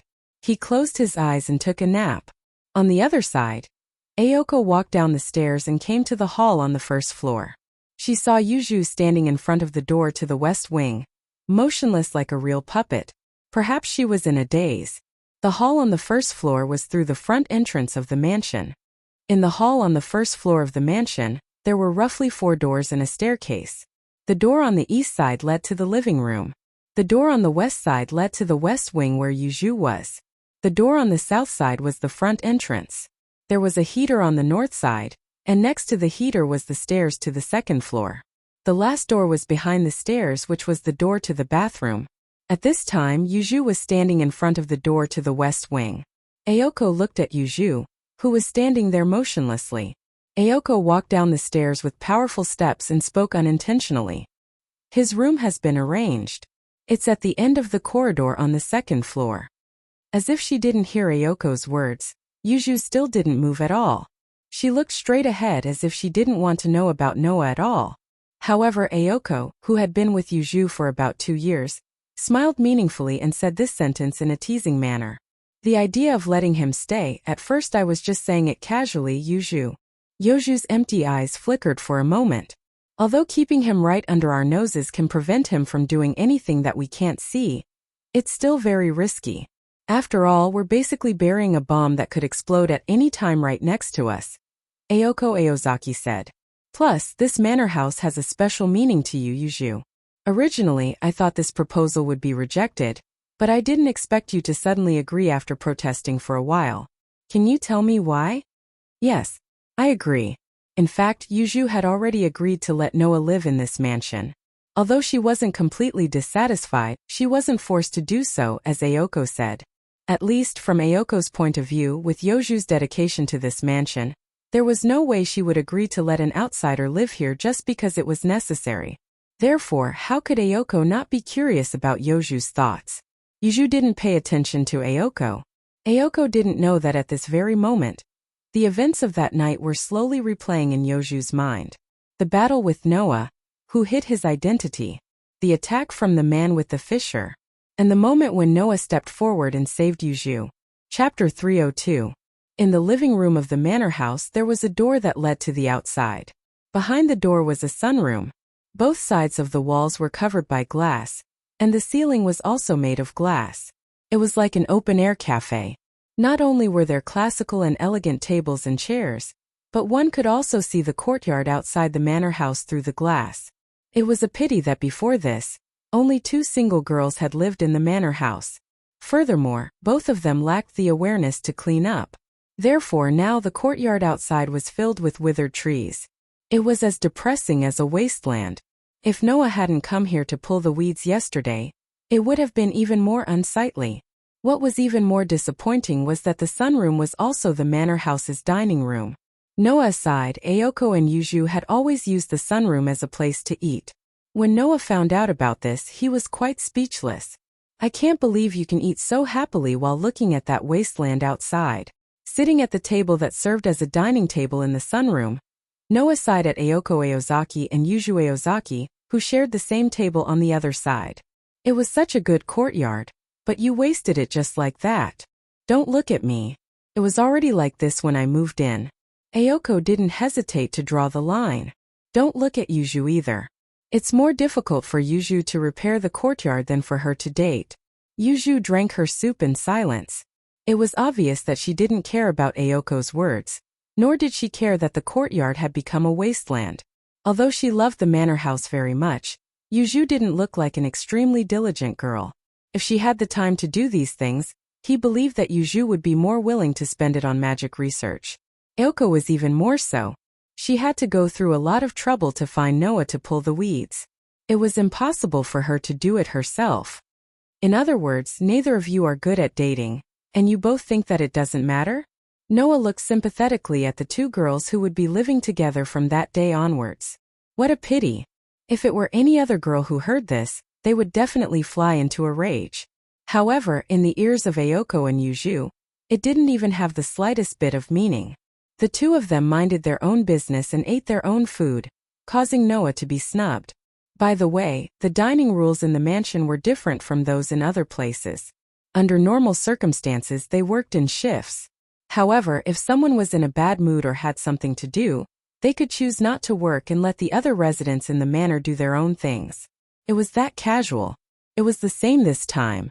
Yuju, who came to the living room first, cooked for herself. Ayoko Aochi, who came later, cooked for herself.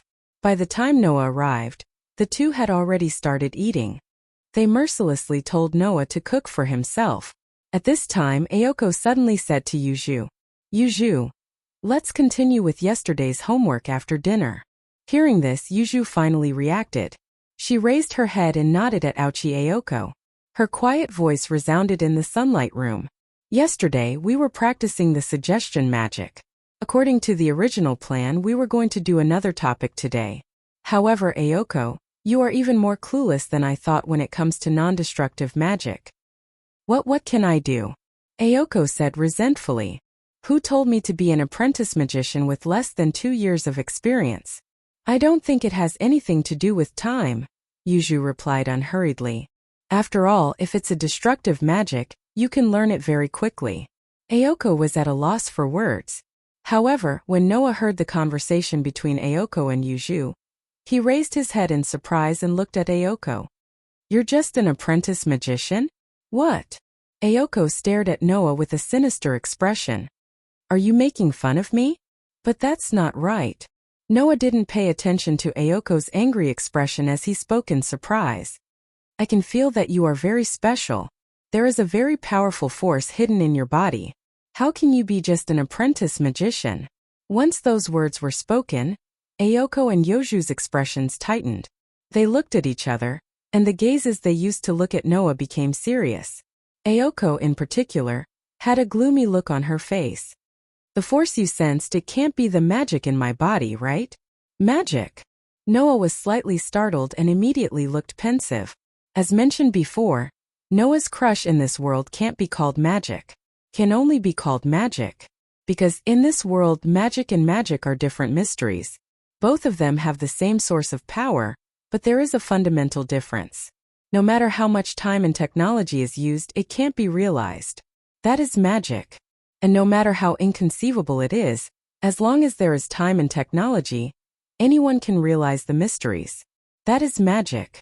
For example, humans can make fire.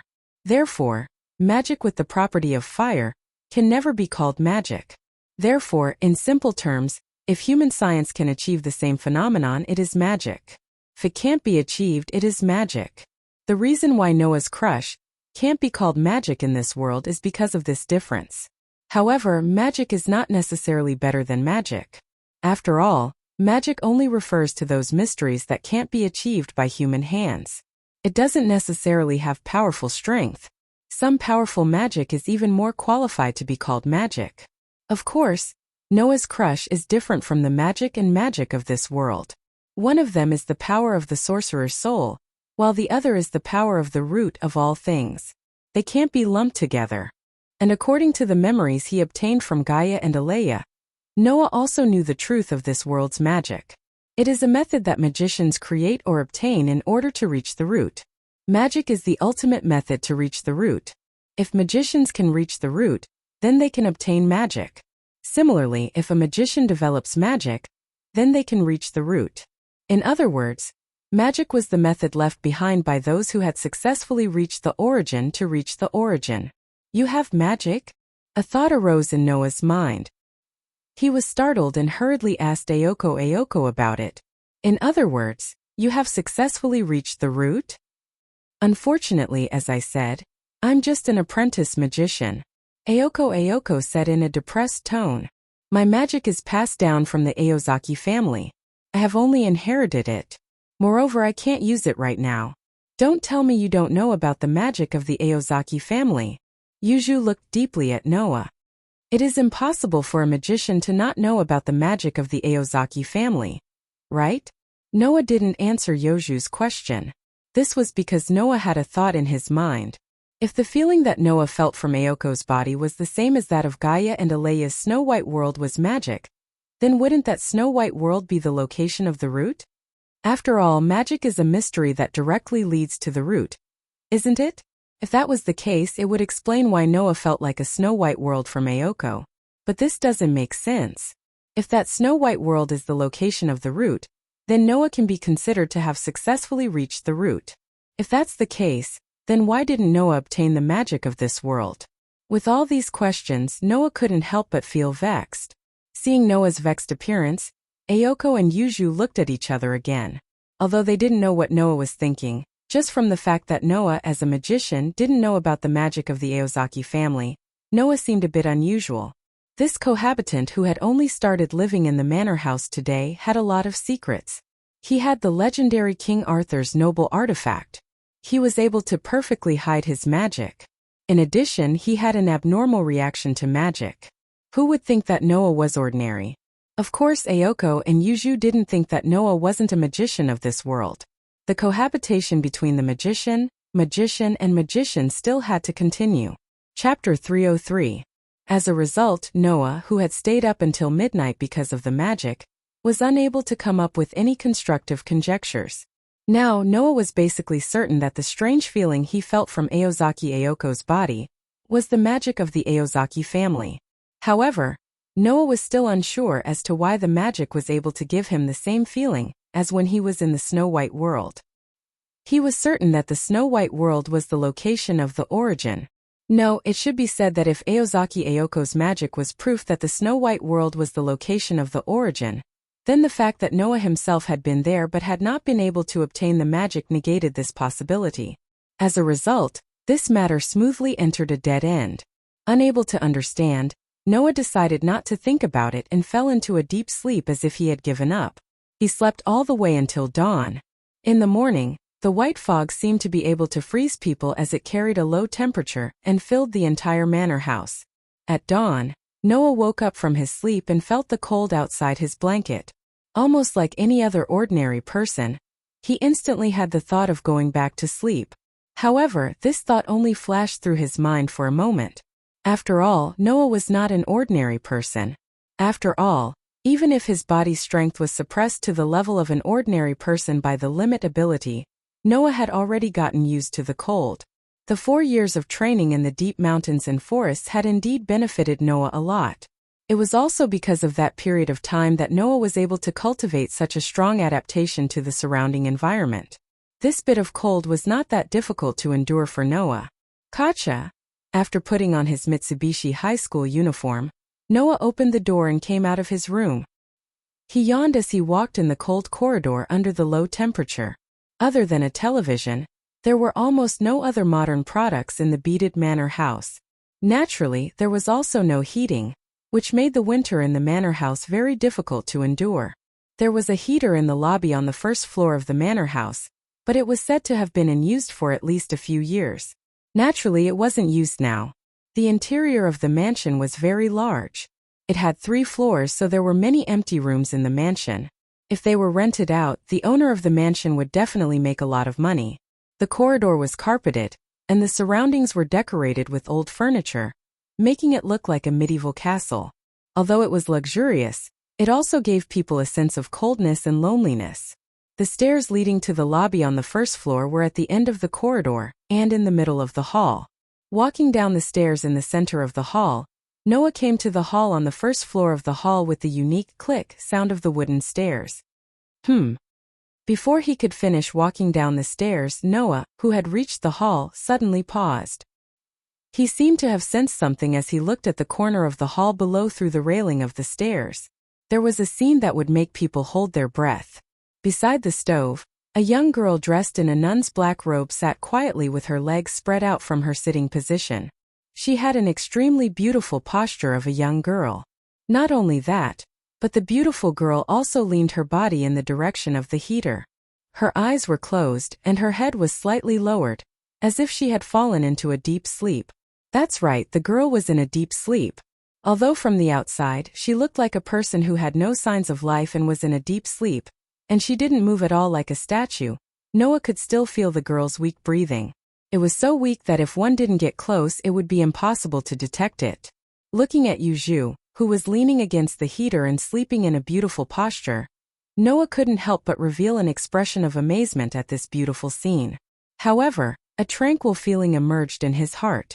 It wasn't because of anything else.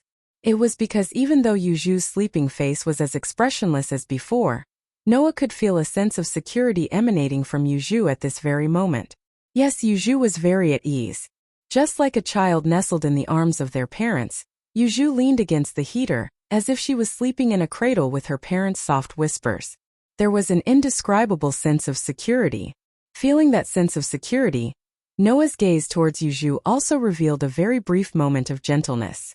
Ayoko was right.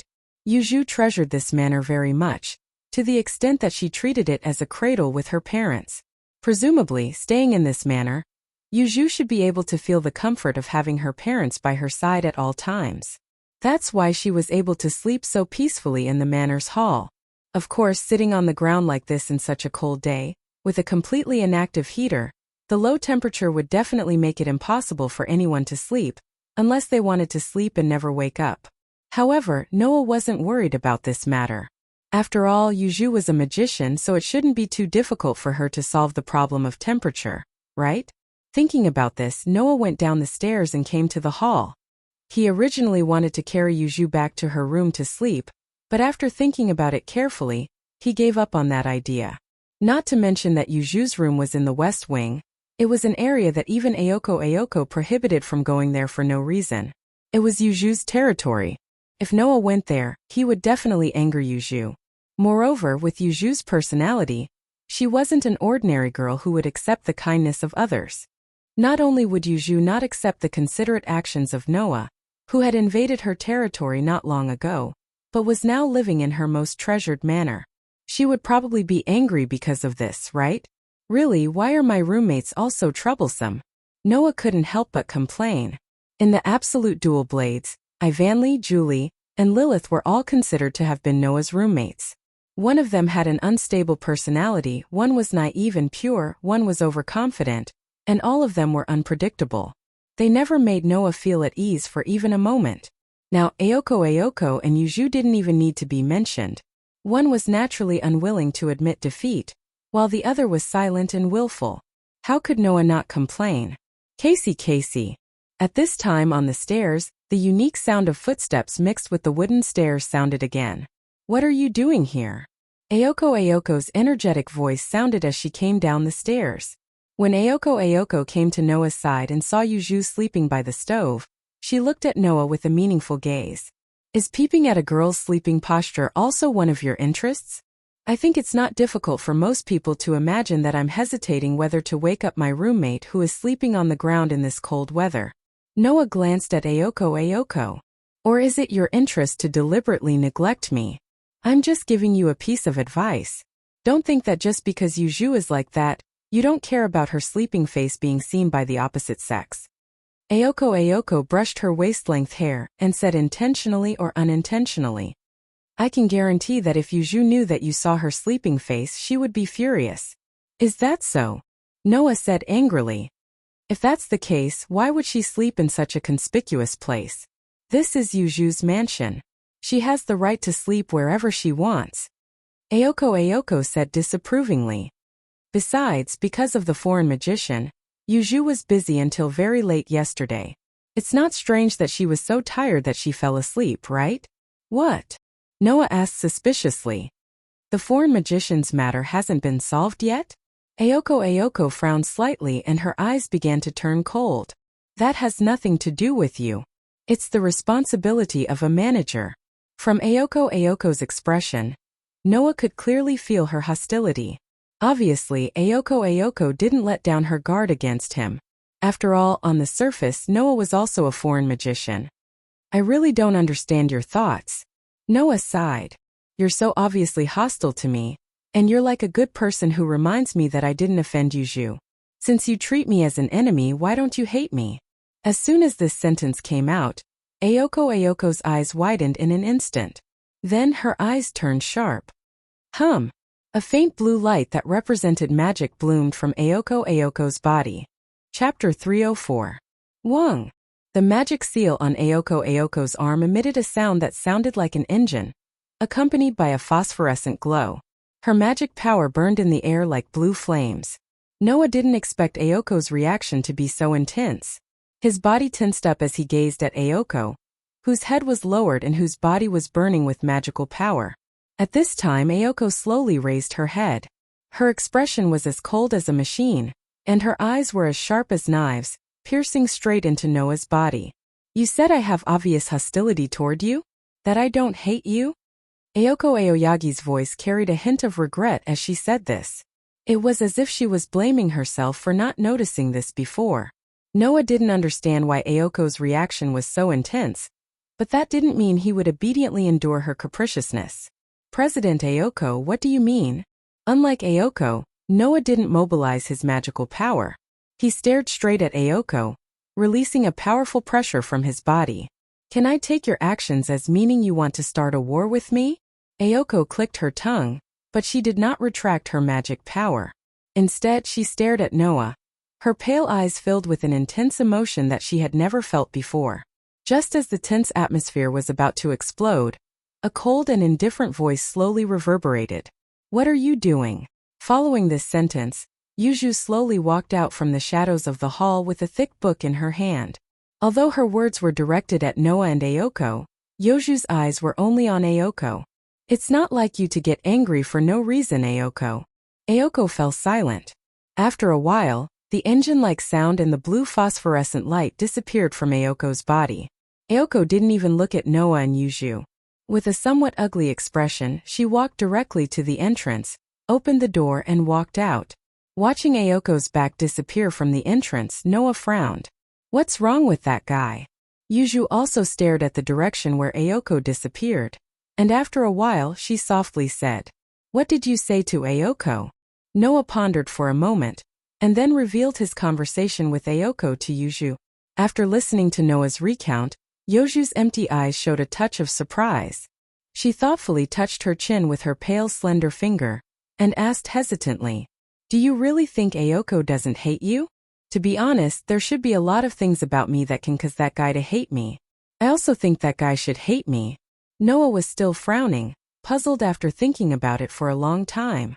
Or could it be that Ms. President is like a good person who cares about that guy no matter how hateful he is? Then I can't guarantee that she won't hate me. Hearing Noah's words, Yuju slightly nodded, as if she understood something. After seeing Yuju's reaction, Noah asked, Did I say something wrong that caused her reaction to be so intense? No. Yuju expressionlessly replied. It should be said that your statement was too accurate, So accurate that even Qingzi himself didn't realize it. That was why Qingzi's reaction became like that. After saying that, Yuzhu didn't seem to want to talk about this matter anymore. Her black hole-like eyes shifted to Noah, and there was a clear displeasure in her eyes that anyone could see. Why didn't you wake me up? The sudden question made Noah blink his eyes. Then, he understood that Yuzhu was referring to seeing him sleeping. Just as Aozaki Aoko said, Yuzhu was also concerned about whether her sleeping posture would be seen by the opposite sex. Undoubtedly, she had never thought about love, yet she was obsessed with such strange things. Were all the people living in this mansion weird? Noah sighed in his heart, and said without hesitation, "If I woke you up, wouldn't you be angry?" Yuzhu was stunned, and then the displeasure in her eyes became even more intense. Just as Noah said, if Noah woke Yuzhu up directly, she would still be angry when she found out that her sleeping posture had been seen. Since you'll be angry if I wake you up, if I don't wake you up, you might not know that I've seen your sleeping face and won't throw a tantrum. In that case, to avoid trouble, it's better to turn a blind eye. Noah waved his hand and walked towards the entrance. After all, we're living together, so this kind of situation is inevitable. If you care, remember to sleep in your room next time. Just don't catch a cold. With that, Noah pushed open the door to the entrance, walked out, and disappeared from the mansion. The mansion returned to silence once again. The displeasure in Yuzhu's eyes disappeared little by little. She stood there like a statue, motionless. Chirp, chirp, chirp. At the same time, a little blue bird flew out of nowhere and landed on the railing of the stairs. It jumped up and down while letting out a pleasant chirp. That appearance actually gave people the feeling that it was clamoring for something. It was a blue robin. Yuzhu didn't seem surprised by this scene. She closed her eyes. What Yuzhu didn't tell Noah was that Aozaki Aoko was actually a little insensitive, or rather, she would sometimes go off the rails. Aozaki Aoko had a very strange view of people's likes and dislikes. No matter who she disliked or hated, as long as it wasn't necessary, Aozaki Aoko would forget all about them. She could even chat and drink tea with them the next day. On the other hand, people that Aozaki Aoko didn't dislike, including family members, friends, and even lovers, might cause Aozaki Aoko to alienate them for no reason. This was because Aozaki Aoko couldn't stand the existence of someone who could disturb her emotions. Therefore, Aozaki Aoko would treat such people as a special existence. They were enemies. Chirp, chirp, chirp. The blue robin flapped its wings in an exaggerated way, as if it was seriously protesting something. The dark-skinned girl seemed to understand the blue robin's words. Her cold and emotionless voice slowly echoed in the manor house. Indeed, maybe it was a wrong decision to let him live here. With that, Yuzhu turned around. But it's still within the acceptable range. Ignoring the messenger bird's dissatisfaction, Yuzhu walked towards her room with quiet steps. Sigh. On the way to school, Noah sighed as if he was tired. What's going on? To be honest, Noah didn't dislike Aozaki Aoko and Yuzhu. From the memories he obtained from Gaia and Alea, Noah knew how crazy the magicians in this world were. He also knew that most of them could be described with one word: insane. However, Noah didn't find anything he hated about Aozaki Aoko and Yuzhu. Even if it was Yuzhu who lived her life as a magician, perhaps she would kill without mercy, but she would not kill for no reason. Therefore, Noah didn't think that Aozaki Aoko and Yuzhu were difficult to get along with. At most, he had a headache because of their lifestyle and troublesome personalities. Otherwise, even if he was called an evil guest who occupied other people's territory, Noah wouldn't agree to live under the same roof as Aozaki Aoko and Yuzhu. But now Noah realized how naive his thoughts were. Aozaki Aoko and Yuzhu, these two girls' personalities weren't troublesome, but extremely troublesome. Noah felt that his decision to live in the manor house was too hasty. Woof, woof, woof, woof. Just as Noah's thoughts were running wild, suddenly, a burst of chaotic barking sounded without any warning, attracting Noah's attention. Woof, woof, woof, woof. The chaotic barking of the dogs became clearer and clearer, accompanied by a series of even more chaotic footsteps. The footsteps approached Noah from afar. Noah narrowed his eyes and instantly activated his sensory ability. The magic sealed by the limit ability began to be released little by little, allowing abundant magic to flow through his body. Chapter 305. Woof. Woof, woof, woof, woof, woof. The fierce barking of the dogs lingered in the surroundings like noise, frantically reverberating in the air above the asphalt road that was covered by the forest. The owners of these sounds were like fierce beasts that wanted to fight for their prey. In a burst of violent aura, they gradually approached their target. Noah calmly glanced around and swept his line of sight to the surrounding trees. He saw that in the forest that was still slightly dark, pairs of green eyes that were full of ferocity quietly appeared in the bushes, imprinting into Noah's eyes. They were stray dogs. Moreover, they were a group of starving dogs that did not have a single piece of fur on their bodies. They were shivering in the cold wind, but their mouths were open and dripping with saliva as they unswervingly surrounded Noah's position. The flashing green eyes did not look like they were looking at living creatures at all, but more like they were looking at food. Just like that, the pack of wild dogs gradually approached Noah with a sense of eagerness to launch an attack. They surrounded Noah, who was standing on the asphalt road of the ramp. Seeing this group of wild dogs, Noah was a little surprised, but also a little enlightened. There were indeed a lot of wild dogs in Sanyo City. Because they had nowhere to go, these wild dogs would generally gather in the wild or the forest, and even directly breed there. If it were not for the lack of food and the environment, which caused some wild dogs to die not long after being born, the forest in Sanyo City would have been filled with wild dogs long ago. In order to get food, these wild dogs would sometimes attack passersby like wild beasts, and were an existence that the residents of Sanyo City hated. If Noah hadn't activated his sensing ability, he would have thought that these wild dogs were the survivors of the forest who were preparing to attack him. However, with his sensing ability fully activated, Noah could clearly feel that in the forest not far from the group of wild dogs, an extremely majestic aura was walking over here step by step. That aura more or less made Noah feel a trace of danger. Noah's eyes narrowed slightly. Ignoring the wild dogs that were gradually approaching, he looked forward with a burning gaze, closely staring in the direction of the aura that he had sensed. Not long after, a figure slowly appeared in the forest. Woo! At this moment, the surrounding wild dogs seemed to have encountered a terrifying enemy, or perhaps it was better to say that they were welcoming their leader. With a whimper, they abandoned the food in front of them without hesitation and retreated in unison. Da-da! The Black Shadow, on the other hand, walked out of the forest with powerful yet graceful steps, exposing itself to Noah's eyes. When he saw the full appearance of the person who came, Noah's eyes flickered uncontrollably, and even his heart skipped a beat. What appeared in front of Noah was a golden beast. It had the appearance of a wolf, but it was also more ferocious than a tiger. The fur on its body was the most dazzling, golden like the sun, and its eyes were emerald green like gemstones. However, there was no rationality in the golden wolf's excessively beautiful eyes. In fact, the moment it saw Noah, those emerald green eyes seemed to turn red, flashing with a bloody light. A sense of crisis that came out of nowhere made Noah's pupils shrink.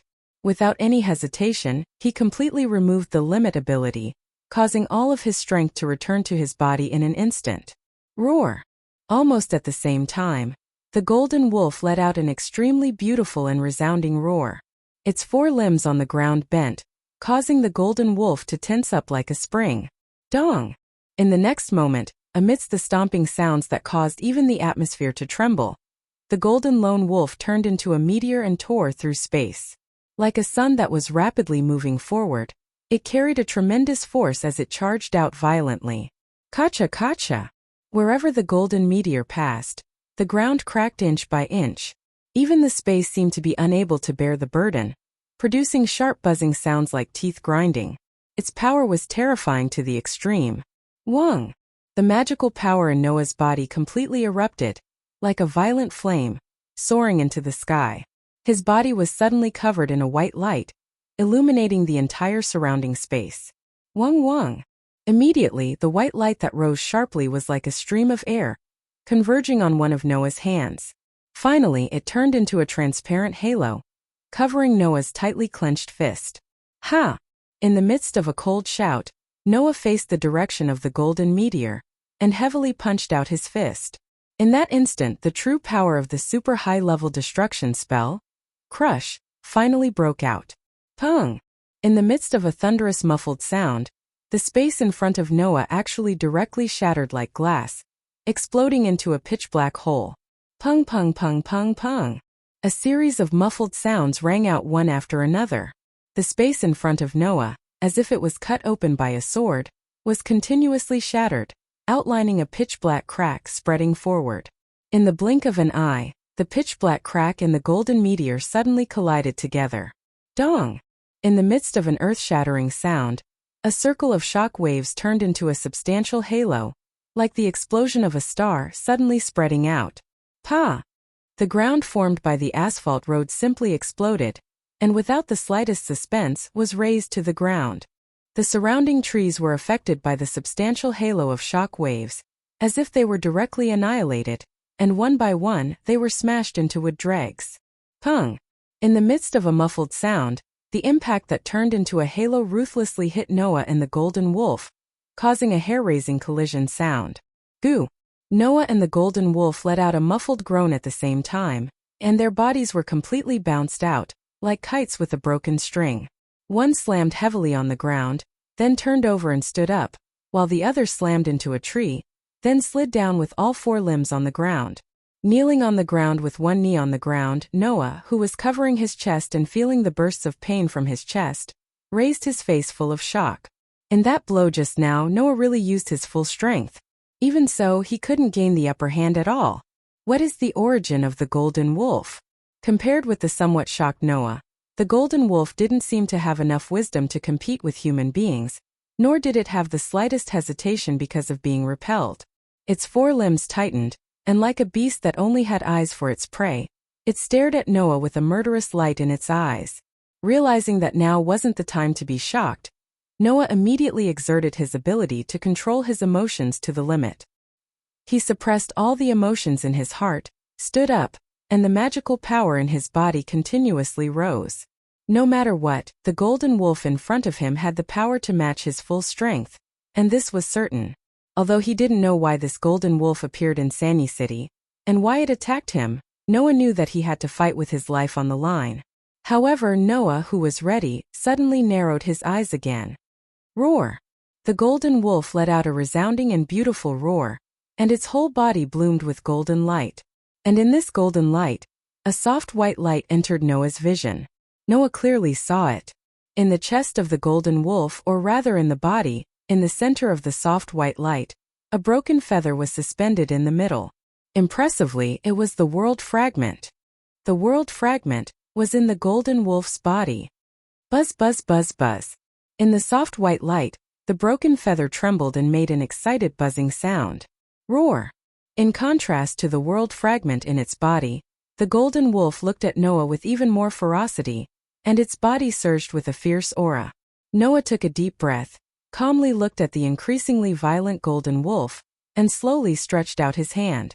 However, at this time, a suppressed angry voice sounded from the depths of the forest, and entered Noah and the golden wolf's ears. Bio! Come back! The golden wolf's roar came to an abrupt end. Who? Because Noah was highly focused, he didn't notice that someone had come to the scene, and immediately activated his sensing ability. Chapter 306. As previously mentioned, Noah's sensory ability was similar to intuition, but it was strengthened to the extreme, to the point of being like a scanner or even a radar. However, no matter how powerful it was, the essence of sensory ability was still intuition, and the like. Intuition could identify a person's aura, but there was no way to identify a person's appearance.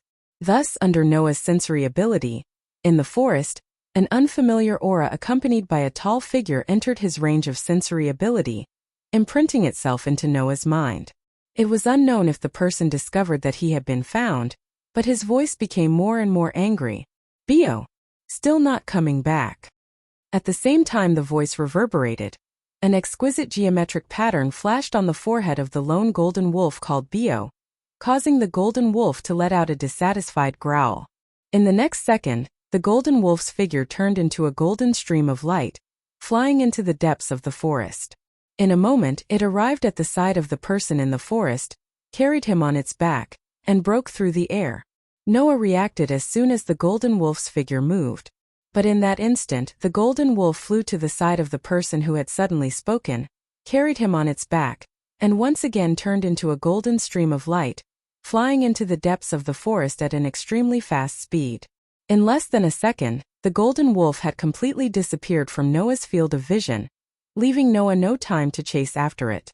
Its speed was extremely fast. But in terms of speed, if Noah did not use leap, he would not be able to compare to the golden wolf. A golden wolf with a world fragment in its body. Where did it come from? Noah, with an unprecedentedly serious attitude, began to search for the memories of this world that had been instilled into him by Gaia and Aleia. Not long after, a term appeared in Noah's mind. Could it be that's a magical beast? Just like how magicians existed among humans, some creatures that only existed in fantasy and legends also existed among beasts. Some of them came from the ecosystem, some were born from the imagination of humans, some became powerful individuals due to longevity, and some came from the evolution of nature. This type of creature that had broken away from the category of wild beasts and possessed great power was known as the magical beast. For example, demi-human fairies, giants, ghosts, dragons, and other creatures were such existences. And among these magical beasts, there was a race of werewolves. However, there was no such thing as golden hair among the werewolves. The silver werewolves were the leaders of the werewolves. They were the most powerful existences among the werewolves. Without a doubt, the golden wolf was superior to the silver wolf. In other words, it is an existence that surpasses magical beasts? Noah lowered his head and muttered, "I see. Is it a fantasy breed?" The existence that surpassed wild beasts was known as the magical beast. The existence that surpassed the magical beast was the illusory beast. It was also known as the fantasy breed. It was said that above the illusory beast, there was a type of divine beast that only existed in myths. However, that kind of existence was already comparable to the gods themselves. It was almost impossible for them to appear in this era where there were no gods. Therefore, Noah was certain that the golden wolf was a legendary fantasy breed. Moreover, because of the world fragment, the golden wolf seemed to have been affected in some way, faintly surpassing the category of a fantasy breed. Otherwise, even if the golden wolf was a fantasy breed, it was unlikely for it to have that kind of power. Even Noah could fight evenly with it at full strength. Noah did not think that an ordinary fantasy breed could achieve this kind of power. Raising his head and looking in the direction where the golden wolf disappeared, Noah could not help but laugh bitterly. Things seemed to have become a little troublesome. After saying that, Noah sorted out his emotions and turned around as if he had sensed something. He looked behind him. There Yuzhu, who was dressed in black, was rushing over with somewhat hurried footsteps. When Yuzhu arrived at the scene in front of her made her black hole-like eyes reveal a shocked expression. The ramp that was originally paved with asphalt seemed to have been raised to the ground, exposing the charred earth. The surrounding forest seemed to have been bitten by something, and a large piece of it was missing on both sides. The guardrail of the asphalt road had long disappeared. The broken wood of the trees was scattered all over the ground.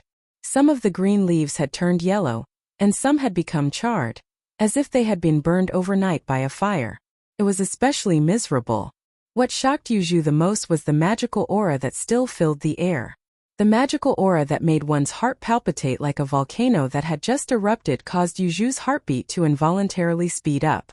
When she noticed that the exact same magical aura was surging on Noah's body, how could Yuzhu not understand who had caused all of this? Fortunately, Yuzhu had arrived late, and was not able to see the space that had been directly broken by Noah's full-strength crush. Otherwise, it was easy to imagine how shocked Yuzhu would be. Looking at Noah standing in the middle of the charred earth ramp, Yuzhu slightly clenched her small fists and walked step by step to Noah's side. Her voice was extremely grave. What exactly happened? From Yuzhu's tone, Noah could tell that she attached great importance to this matter. Therefore, Noah did not need to ask. He could even guess that if he hid this matter, Yuzhu would definitely not trust him again. Of course, Noah did not intend to hide it. There was nothing to hide about this matter. As you can see, I was attacked. Noah sighed. Moreover, it was not an ordinary attack. Yuzhu did not speak. She just looked at Noah and quietly waited for Noah's explanation. Noah turned around and faced Yuzhu. Fantasy breed. If I'm not wrong, this is the attacker. Moreover, behind this fantasy breed, there seems to be a magician controlling it. What did you say? Yuju's pretty face finally changed uncontrollably. Fantasy breed. This term might be just a simple taboo to a layman, but to a magician like Yuju, it was a miracle that absolutely could not be ignored. Yes, a miracle. Fantasy breed itself was an existence that could be directly linked to the terms mysterious and miraculous. For a fantasy breed whose existence itself was mysterious, its existence alone was above magic. In this world, the mysterious would be defeated by an even more powerful mystery. Compared to a fantasy breed, the mystery of magic seemed weak. That level of mystery was nothing to a fantasy breed that existed in fantasy and legends. Therefore, magic could not be compared to a fantasy breed. No matter how strong the magic was, there was no way to leave any damage on a fantasy breed. For a magician, a fantasy breed was a natural enemy. There are fantasy breeds in Sanyi City? And there are magicians who can control fantasy breeds? Yuju seemed to want to deny this, but in the end, she chose to remain silent.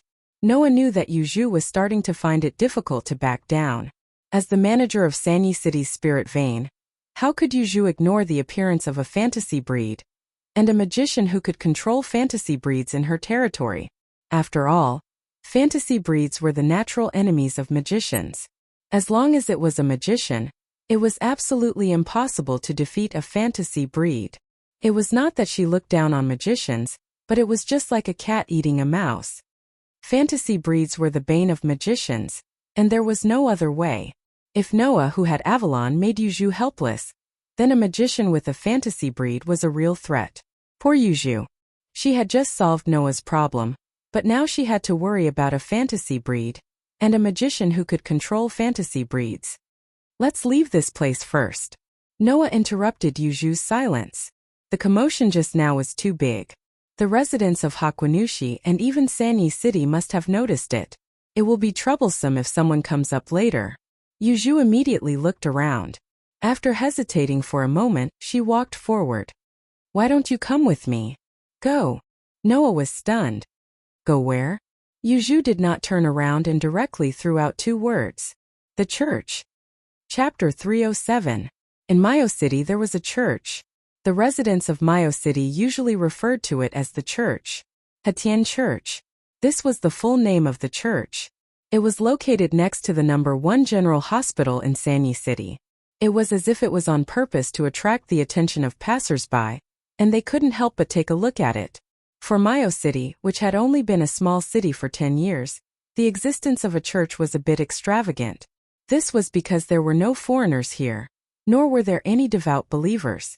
Only the residents of Sanyi City, which was not far from the church, would come here to pray on Sunday. Compared to the size of the church, it was more or less a waste.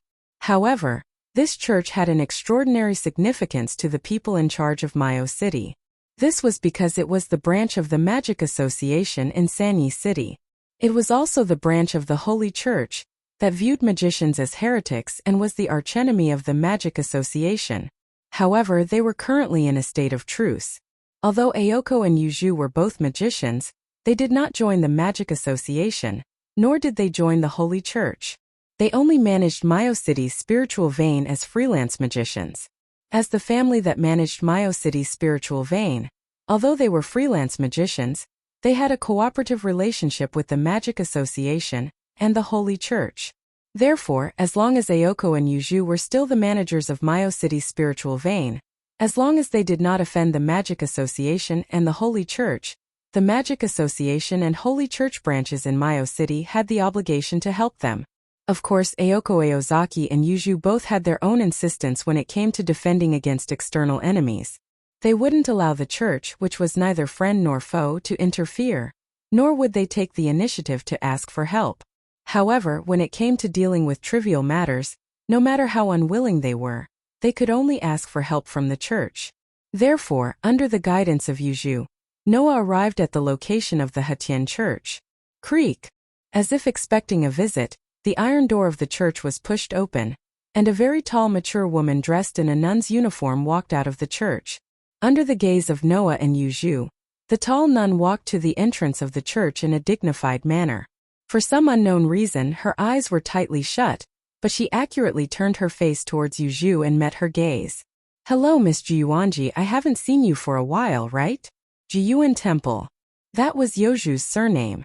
Although it was a bit unimportant, Noah only knew Yuzhu's surname by chance. It was said that the surname Jiyuan Temple had a great background. It seemed to be a famous plutocrat in Sanyi City. However, Yuzhu's relationship with the Jiyuan Temple group wasn't good. Could even be said to be bad. As for the reason, it was probably because the Jiyuanji group was not a magic family but an ordinary chaebol. Yuzhu's father was an ordinary person. Yuzhu's mother was a pure-blooded witch. Therefore, Yuzhu was born with an excellent magician bloodline. This was Jiyuanji Yuzhu. "It has indeed been a while, Sister Zhou Sei Weijia," Yuzhu said to Sister Weijia Zhou with an emotionless tone. Moreover, she didn't beat around the bush at all as she spoke of her intentions. "I have something to ask Father Yongli." "Father Yongli is in the church." Zhou Sei Weijia's voice sounded a bit cold. Her eyes were still closed, but she turned her head and faced Noah. "However, Miss Jiyuan Temple, do you want to bring this person in as well?" From Zhou Sei Weijia's voice, Noah could hear a sense of coldness that kept people 1,000 miles away. And this coldness became a lot stronger after Yuzhu revealed Noah's identity. "Don't worry, he is related. It's just that the technique of hiding his magical power is beyond our imagination. Qingzi and I didn't discover the magical power in his body with the help of the barrier," Yuzhu said. "However, Sister Weijia should be able to sense it, right?" This sentence made Noah pause, and at the same time, it also made Zhou Sei Weijia frown and nod. Indeed, there is a feeling of power flowing through his body. After saying this, Zhou Sei Weijia stepped aside and walked away without looking back. She didn't even say goodbye. She was extremely cold. Yuzhu didn't seem to be surprised at all. She lifted her feet and walked into the church. Noah, who was following behind Yuzhu, curiously asked, "How could that sister feel the magical power in my body? My magic power is obviously hidden again, isn't it?" After the battle was over, Noah once again used his limit ability to seal all the power in his body. Therefore, logically speaking, other people shouldn't be able to sense the magical power in Noah's body. But Yuzhu's answer made Noah a bit surprised. Sister Weijia has a congenital amblyopia and is now completely blind. But because of this, she has very powerful senses. If someone approaches her, she will definitely discover it. Yuzhu replied, "Even if you have concealed your magical power, as long as there is magical power flowing through your body, Sister Weijia will be able to sense it. In addition, Sister Weijia is a member of the Holy Church. She is very sensitive to the magical power of heretical magicians. You won't be able to hide it from her." Yuzhu's words made Noah surprised. She has very powerful senses? She can even sense magical power flowing through someone's body? Isn't that very similar to Noah's perception ability? He didn't think that there would be a sister in the Holy Church who had a similar ability to Noah's perception ability. This really made Noah surprised. However, Noah also understood Zhou Sei Weijia's coldness. No wonder her attitude was so bad. If Zhou Sei Weijia was a member of the Holy Church, then it wouldn't be hard to explain. The church in the morning was especially desolate. Just like the mansion, the church didn't have a heater. The cold air filled the seemingly cold church, making people want to turn around and leave. And in this church, in front of the cross, a tall figure stood there. It was a man wearing a cloak-like coat. Wenbing Yongli, also a member of the Holy Church. But he is different from Sister Weijia. He is neutral. Normally, he represents the Holy Church to communicate with us. Yuzhu said softly, but her gaze was very strict. His duty is to monitor us, but he also has the duty of assisting the manager of Sanyi City's spirit vein. Our target this time is him. After saying this, Yuzhu seemed to have realized something and closed her mouth. This was because when Noah and Wenbing Yongli walked into the church, their gazes suddenly met without any warning. Moreover, one frowned, while the other opened his eyes wide in shock. Immediately after, his eyes flashed with sharpness for a moment before returning to normal. Then the priest named Wenbing Yongli had a calm smile on his face as he walked towards the door step by step. Da-da-da-da. As Wenbing Yongli approached, a suffocating and unpleasant feeling suddenly appeared in the air. It was killing intent. True killing intent. Moreover, It was faintly discernible killing intent rising from the seemingly harmless priest. What did this mean? It meant that not only did Wenbing Yongli kill someone, but he also wanted to kill someone. And the target of Wenbing Yongli's killing intent was Noah. It was because he felt Wenbing Yongli's killing intent that Noah frowned. What was going on? Although he couldn't understand it, it didn't stop Noah from reacting. Without any intention of releasing his power again, Noah quietly looked at Wenbing Yongli, who was gradually approaching him. A trace of mockery appeared in his deep dark eyes. At this moment, Wenbing Yongli stopped in his tracks and frowned. Then he smiled and looked at Noah with interest. Interesting, I didn't expect to meet such an interesting guest. Yu Zhu, who felt that something was wrong, muttered to herself for a while, then chose to stand aside and watch. Noah looked straight at Wenbing Yongli and smiled, but there wasn't much of a smile in his smile. I also think it's interesting. It's one thing for a priest to have such a strong killing intent, but he also wants to kill someone he just met for the first time for no reason. It's really interesting. There's still a reason, the priest said with a sincere smile. I just want to see if I can kill him. Chapter 308. I just wanted to see if I could kill you. His words made the temperature in the room drop to freezing point. What was more frightening was that Wenbing Yongli did not sound like he was joking. Instead, he sounded very serious. This made Noah calm down instead, and he asked unhurriedly, "You mean to say that your so-called reason is just to see if you can kill me?" "I can't help it because you're a very interesting person." Wenbing Yongli looked straight at Noah and said calmly, "When I saw you, I had a feeling that I wanted to kill you. I can feel that you're in a very weak state compared to your current strength. My intuition told me that if I wanted to kill you, if I couldn't succeed in your current state, it would be impossible for me to succeed. This made me want to see if I could do it. Unfortunately, you found out my intention," Wenbing Yongli said in a regretful tone. "This made me feel that I couldn't kill you even if I made a move. Instead, the person who would die would be me, so I gave up." Hearing Wenbing Yongli's words, even Yu Zhu, who was watching from the side, felt a chill in her heart. What did Wenbing Yongli mean? What he meant was that he could feel that Noah was in a very weak state compared to his current strength, which was the best state to deal with. It was because of this that Wenbing Yongli became interested in Noah. He wanted to try and see if he could kill the other party once. That was the reason. There was no clear reason. There was no clear hostility. There was no reason for him to do so, nor was there any reason for him to do so. However, Wenbing Yongli wanted to have a try, so he wanted to hurt Noah. Moreover, he wanted to kill Noah. This person was simply a lunatic.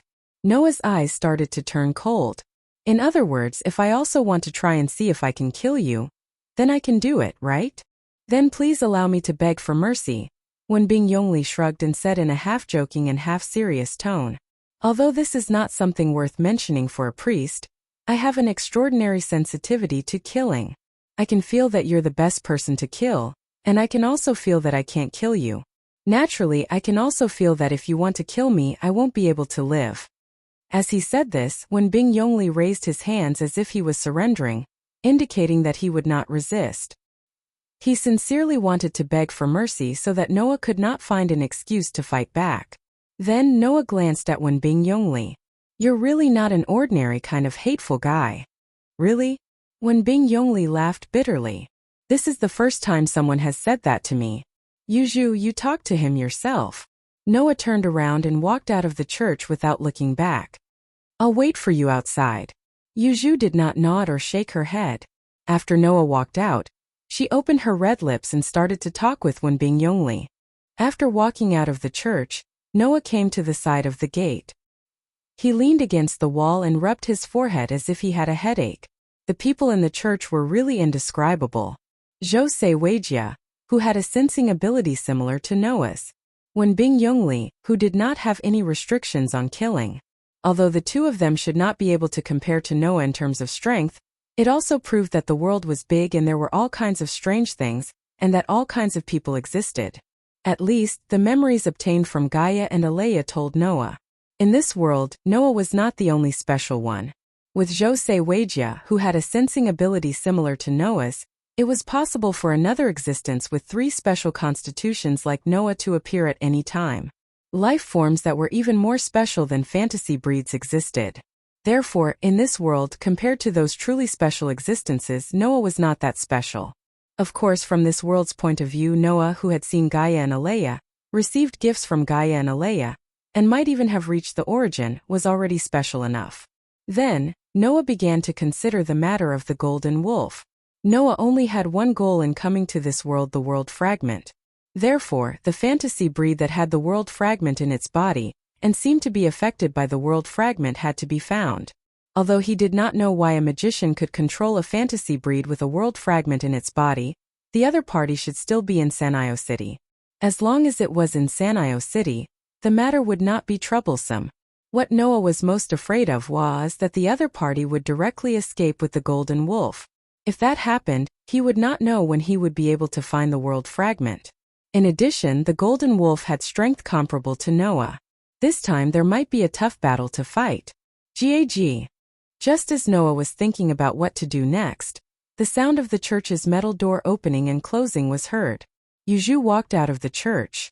Behind her, the church's door closed as if it had completed its mission. Finally, with a dong sound, it was tightly shut. Looking at Yuzhu's doll-like pretty face that lacked emotion, Noah spread his hands.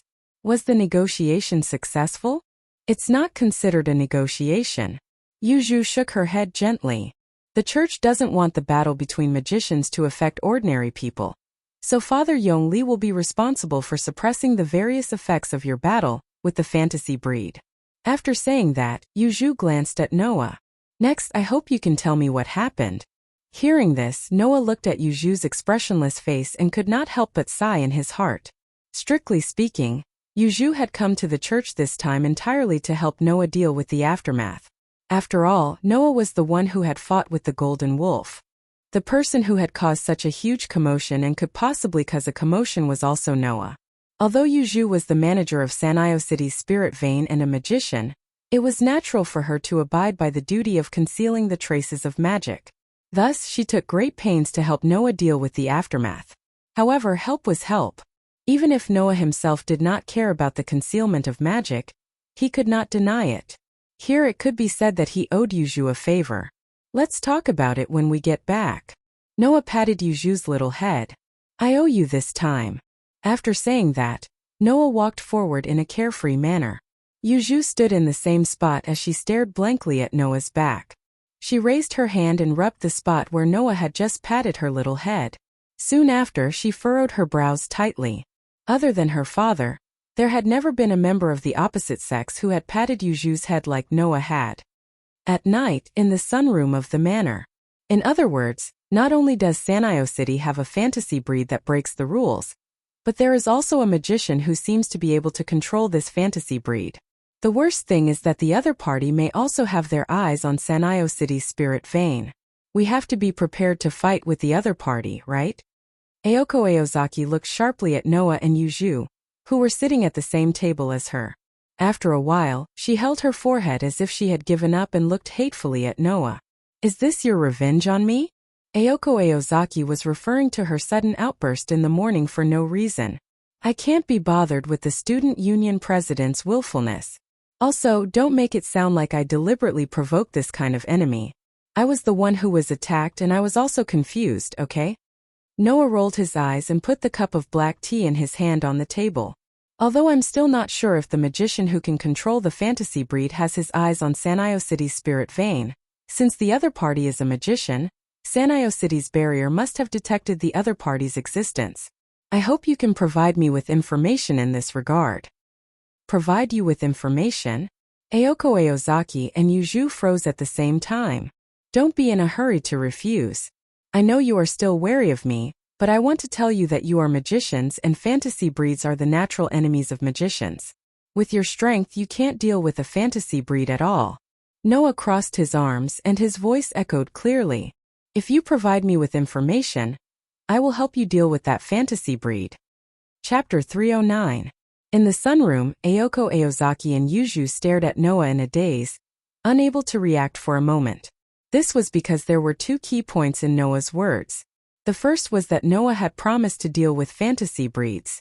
They were fantasy breeds, the ultimate mystery that only existed in fantasy and legends. Disregarding the magic principle of the mystery will be defeated by an even more powerful mystery. Fantasy breeds were also extremely powerful existences. Otherwise, how could they only exist in fantasy and legends? At the very least, Ayako Aozaki and Yuju did not think that humans could deal with such monsters. Even if they were mages who could use magic to deal with them, they believed that there was a high chance that they would fail. Of course, Ayako Aozaki and Yuju did not know that the Golden Wolf's power had already surpassed that of ordinary fantasy breeds under the inexplicable influence of the world fragment. It might even exceed the category of fantasy breeds. Otherwise, they would be even more desperate. Ayako Aozaki and Yuju could not ignore the other key point in Noah's words. "You're magicians?" Ayako Aozaki raised her eyebrows. "What do you mean? Are you saying that you're not a magician?" Yuju also recalled the night when she first met Noah and fought with him. At that time, Noah also denied that he was a magician. Could it be that Noah is really not a magician? With this thought in mind, Yuju suddenly realized that apart from the magic power flowing in his body, Noah had not used magic even once. On the night of the attack by the man with the fissure, Noah had used a power that could shatter the other party's bones. However, Yuju could not be sure whether it was magic or not. As for why Noah had magic power in his body, that was even easier to explain. In this world, magicians were not the only ones who could create magic power. In fact, magic power was life force. As long as there was a way to convert it, then anyone could convert life force into magic power. It was just a matter of how much one could convert. Under such circumstances, Noah sighed. "You guys really like to think that what you think is the truth. In the beginning, you took me as a foreign magician who wanted to seize the spirit vein in Sanyi City without permission. Now you take me as a magician without permission. I have never once said that I am a magician." "Are you really not a magician?" Ayako couldn't help but ask. "Then what are you?" Noah shrugged his shoulders and did not answer the question. Instead, he turned to look at Yuju, who was staring at him, and asked in return. "Yuju, did you see the scene where I fought with the Golden Wolf today?" Yuju couldn't help but recall the scene where it was as if a volcano had erupted. She nodded. "I only exchanged a single blow with that Golden Wolf, but it was a draw. This should be enough to prove that I have the ability to deal with it," Noah said calmly. "In addition, I also have Avalon. Do you guys still doubt that I can't deal with that Golden Wolf?" After Noah said this, Ayako and Yuju finally remembered this matter. That was right. Even if the fantasy breed was considered a foul, the Avalon was also an extremely foul existence. Avalon was able to exclude all physical obstacles. Even in the face of magic, it would still be able to protect Noah from it. This way, even if the opponent was a fantasy breed, Noah would not have any problems. Moreover, Avalon also had a healing function. No matter how much damage Noah suffered, as long as there was enough magic power, Avalon would continuously provide healing and let Noah recover to his original state. Therefore, Avalon could be called a mobile stronghold. That was why Avalon was known as the strongest guardian. With Avalon, even if Noah could not defeat a fantasy breed, he could put himself in an invincible position. After understanding this, Ayako and Yuju looked at each other. "Yuju." Ayoko's expression was full of seriousness. "What do you think?" Yuju muttered to herself. After a while, she raised her eyes and looked at Noah. "Why do you want to help us?" This was Yuju's only question. Logically speaking, Noah should have no reason to help. Unless Noah had his own reasons. There's nothing to hide. Noah tapped the table in front of him with his fingers and then sighed slightly. "Didn't I say before that I stayed in Mayo City because there was something I wanted to find?" Upon hearing this, Ayako and Yuju immediately understood what was going on. "Just as you guessed, the thing I want to find is on that fantasy breed." Noah curled his lips and smiled. "We have the same goal, so there's a need for us to cooperate, right?" "You're wrong." Ayako glanced at Noah. "We haven't confirmed that the other party will attack Mayo City's spirit vein. Perhaps they are like you.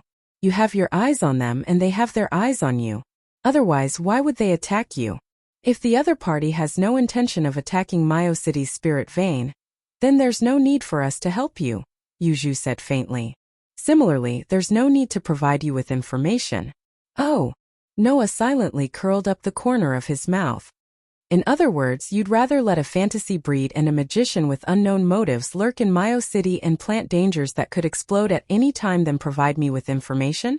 Ayoko and Yuju raised their eyebrows at the same time and remained silent. For you, investigating the other party's location is just a piece of cake, and there are no disadvantages. Furthermore, we can't rule out the possibility that the other party has no intention of attacking Mayo City's spirit vein, Noah said, pressing on step by step. Wouldn't it be better for me to deal with that fantasy breed and help you eliminate the hidden dangers? The sunroom immediately fell into silence. I understand, Ayoko sighed slightly and said to Noah with a serious expression, we'll provide the other party's location. In exchange, if the magician behind the scenes really intends to attack Mayo City's spirit vein, you have to be responsible for dealing with that fantasy breed. No problem. Noah readily agreed. At the same time, Yuju extended her hand and extended a fair and slender finger. She gently tapped the table before her. Plop! Suddenly, the table in front of Noah, Ayoko, and Yuju seemed to have assimilated into the surface of the water, and a circle of ripples appeared amidst the sound of water. A thick fog suddenly rose, and a mirror slowly emerged from the fog. On the mirror, the image of a city gradually appeared. That was Mayo City. Next, Yuju began to use Mayo City's barrier to conduct a comprehensive investigation of the entire city. The target of the investigation was naturally an individual with magic power. However, after half an hour of work, Ayoko and Yuju were still unable to discover any signs of a foreign magician in Mayo City. After waiting quietly for about half an hour, Noah finally sighed softly. It seems that we can't find him. Like you, the other party has some kind of technique that can hide the existence of magic power. Yuju closed her eyes and her quiet voice echoed. Things are a bit strange. Strange. A trace of confusion appeared on Noah's face. You still don't know, right? Ayoko gritted her teeth and said this sentence. In the past month, we haven't been able to detect the existence of magic power. Other than you, there are also foreign magicians that you know about, including this magician who can control a fantasy breed this time. There are 3 beings that we can't detect magic power this month. Yuju's expression became solemn. This is something that has never happened before, but it has happened 3 times in a row this month. Could it be that there's a problem with the barrier? 3 times. Noah scratched his cheek. Why are you so sure that it's 3 times? Noah's words made Ayoko and Yoju's hearts tremble. Yes. Why are you so sure that it's 3 times? Ayoko's gaze gradually became sinister. The foreign magician and the magician who can control a fantasy breed might be one and the same. Yuju lowered her head and fell silent. Noah cast his gaze outside the courtyard, and his eyes flickered slightly. This matter is indeed very troublesome. Chapter 310. Walala. He didn't know when it started, but the sound of rain could be heard clearly even though it was isolated by the window. Noah was woken up by the sound of the rain. He yawned as he got up from the bed and looked out the window. In the cold winter, a curtain of rain mixed with low temperatures filled the courtyard outside the mansion. It was obvious that the already very low temperature had dropped a little more. The sky was grayish-black. All the scenery outside the window was covered by the curtain of rain, silently making people's moods become heavy. Looking at such a scene, Noah, who was sitting on the bed, couldn't help but feel a little uncomfortable, and his emotions gradually drifted away. Ever since they came to the conclusion that the magician controlling the fantasy breed was likely to be the same person as the foreign magician, Ayoko Aozaki and Yoju's lives became busy. 3 days had passed since then. Perhaps it was because she had formed a partnership with Noah. But Ayoko Aozaki finally confessed to Noah about the foreign magician. This matter actually had to start from before Noah arrived in this world. There were 2 barriers in Sanayo City, and one of them was responsible for managing the flow of mana in the spirit vein in Sanayo City. This barrier actually relied on the 5 fulcrum points carved on the ground of Sanayo City to form a typical square formation that maintained the circulation of mana in the spirit vein. Then, through artificial control of the direction of the circulation, the mana of the spirit vein was concentrated in the Kuyuenji mansion, which was the principal of the manor. The barrier in charge of managing the spirit vein was formed by these 5 fulcrum points. In other words, if these 5 fulcrum points disappeared, the spirit vein in Sanayo City would completely regain its freedom. At that time, Ayako Aozaki and Yuju could announce that they were no longer managers.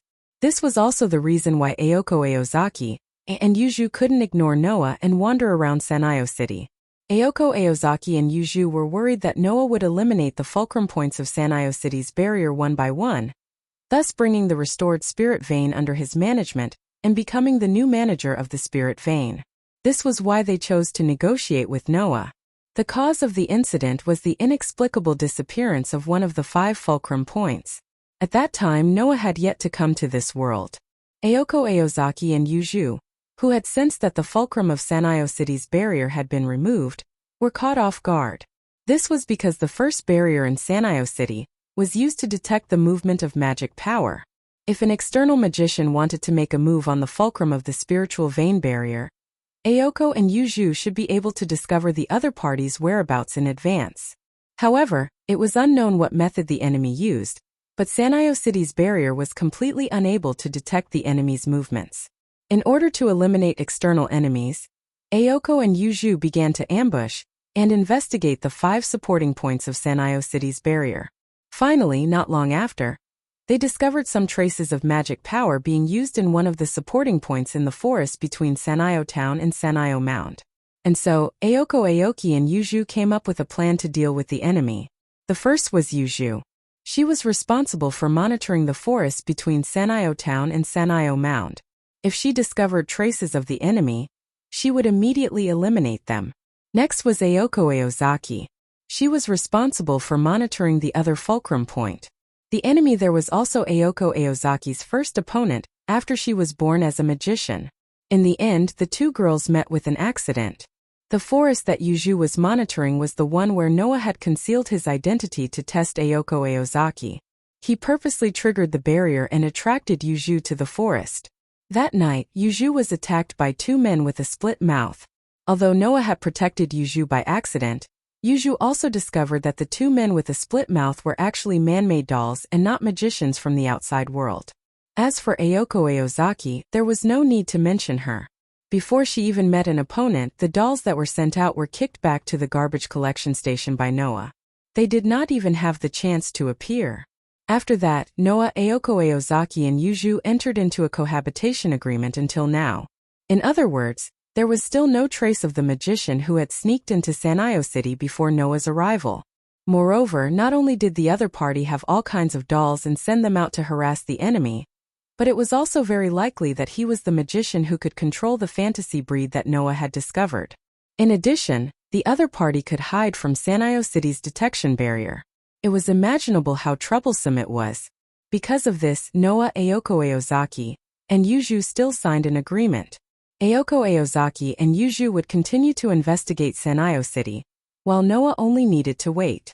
Of course, it was also possible that the magician who controlled the dolls and the golden wolves were not the same person. However, both magicians had the means to hide from Sanayo City's barrier, so Ayako Aozaki and Yuju felt that the probability was not very high. Noah's appearance was already a special case. It was impossible for another one to appear. In the end, this matter was in a deadlock for the past 3 days, and there was no progress at all. No matter what, the world fragment has to be found. Noah lifted the blanket and began to put on his clothes.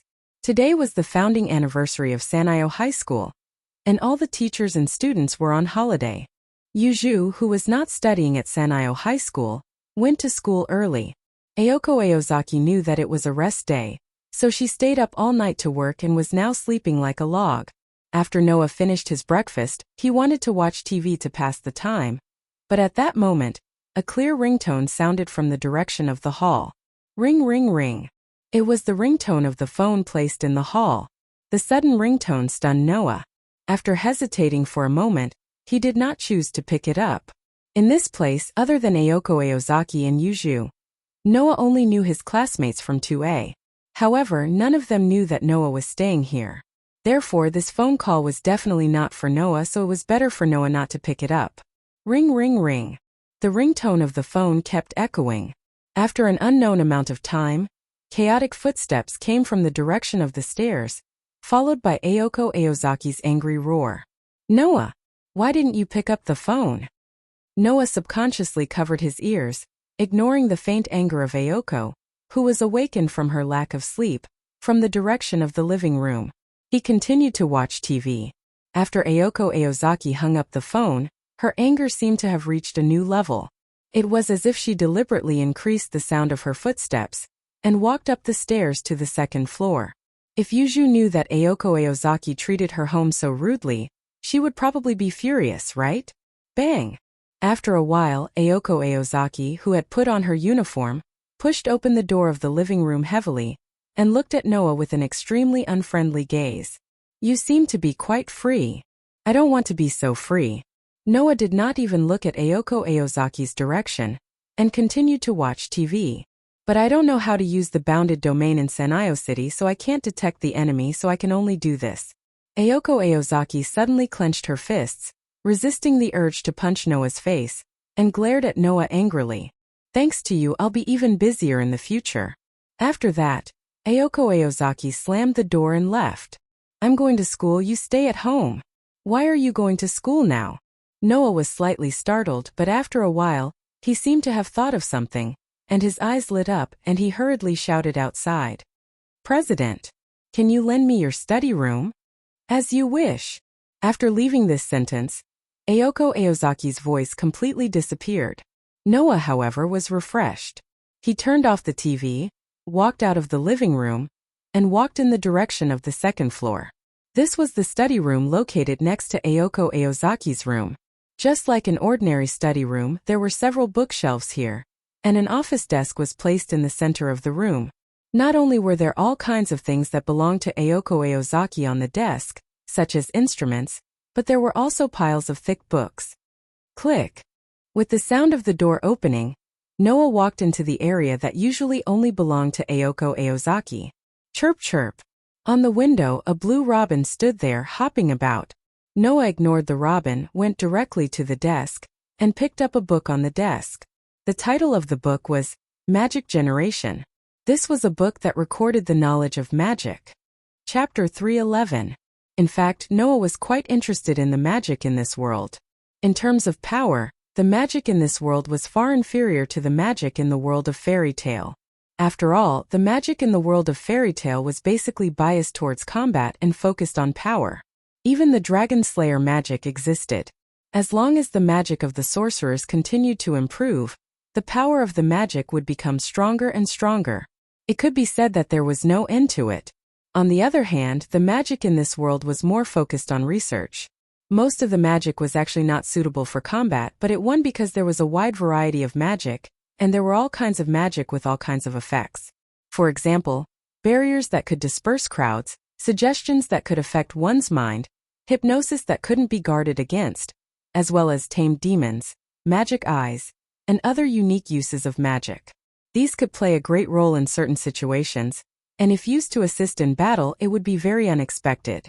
As the saying goes, better safe than sorry. Noah would never complain about having more means and abilities.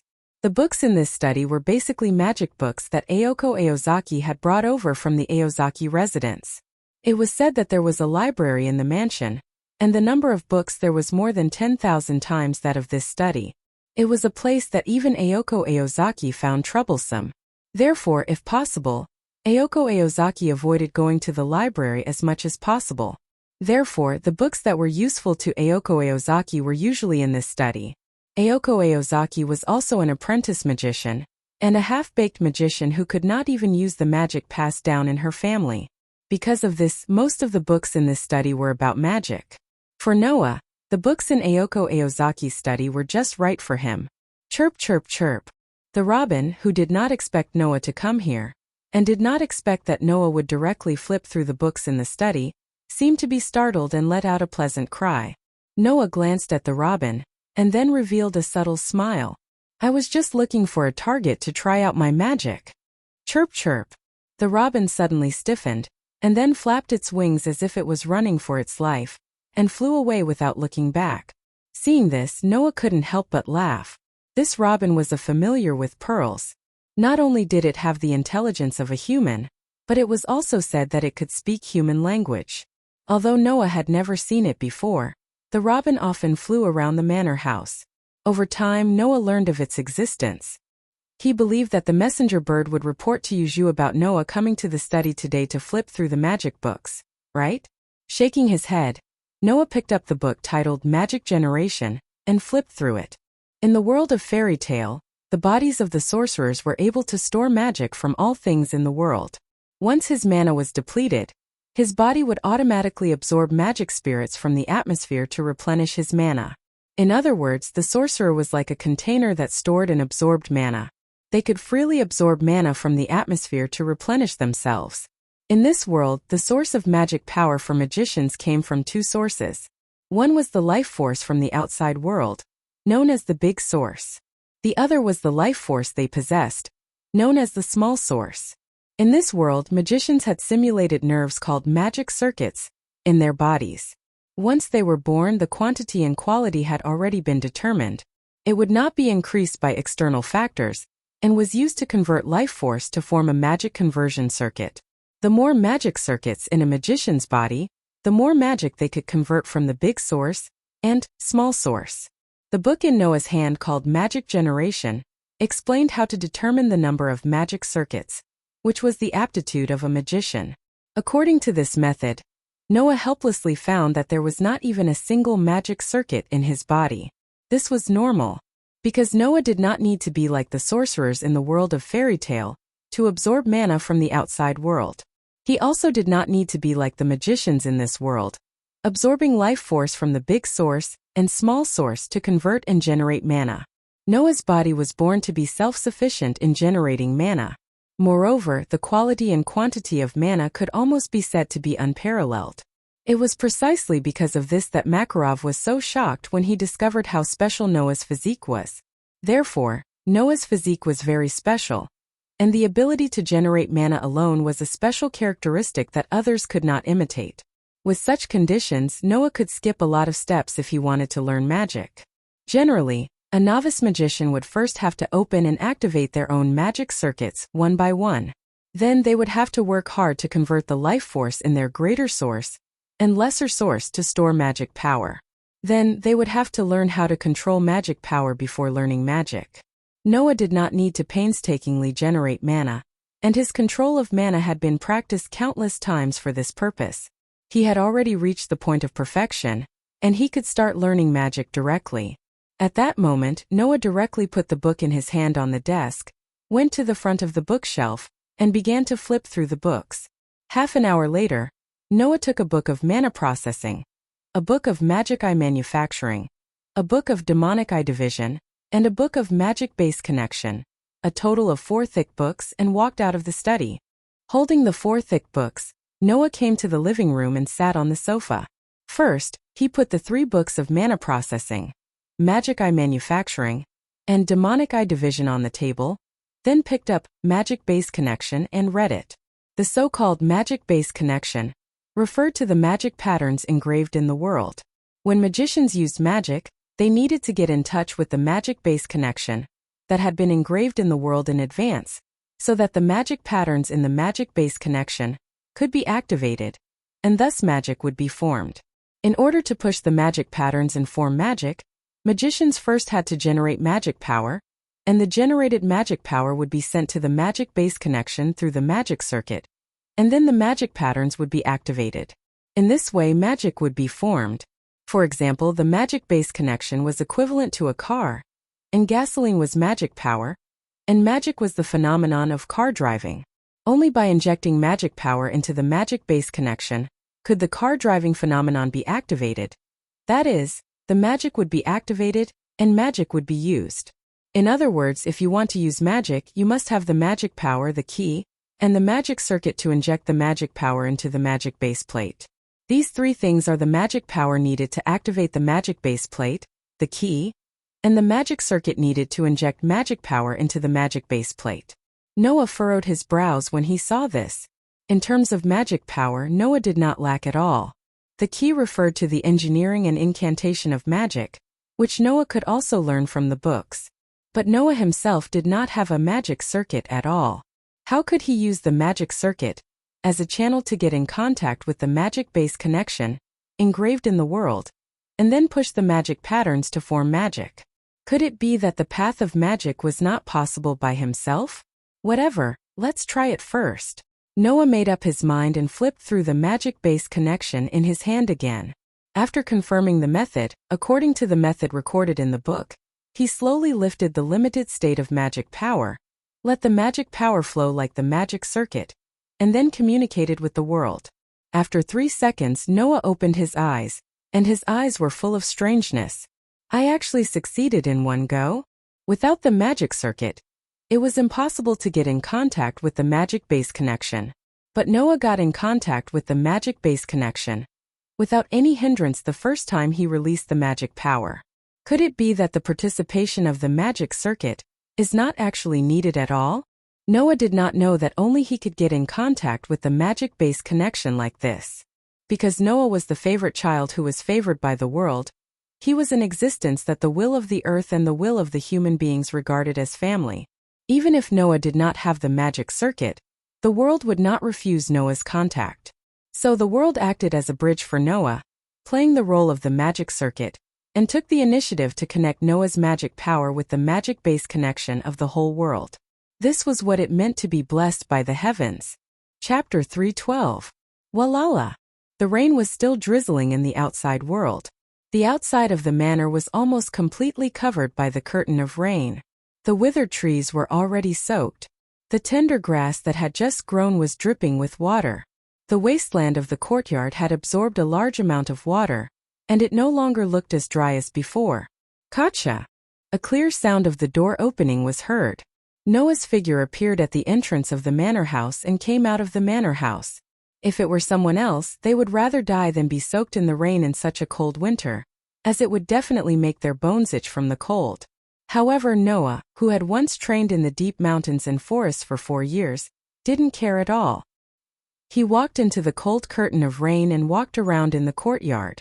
After a while, Noah stopped in front of a rock. Taking a deep breath, Noah slowly raised his hand and pointed his palm in the direction of the rock. Collect. The moment the incantation sounded out, Noah opened his palm in the direction of the rock, and a faint blue light emerged. Wong!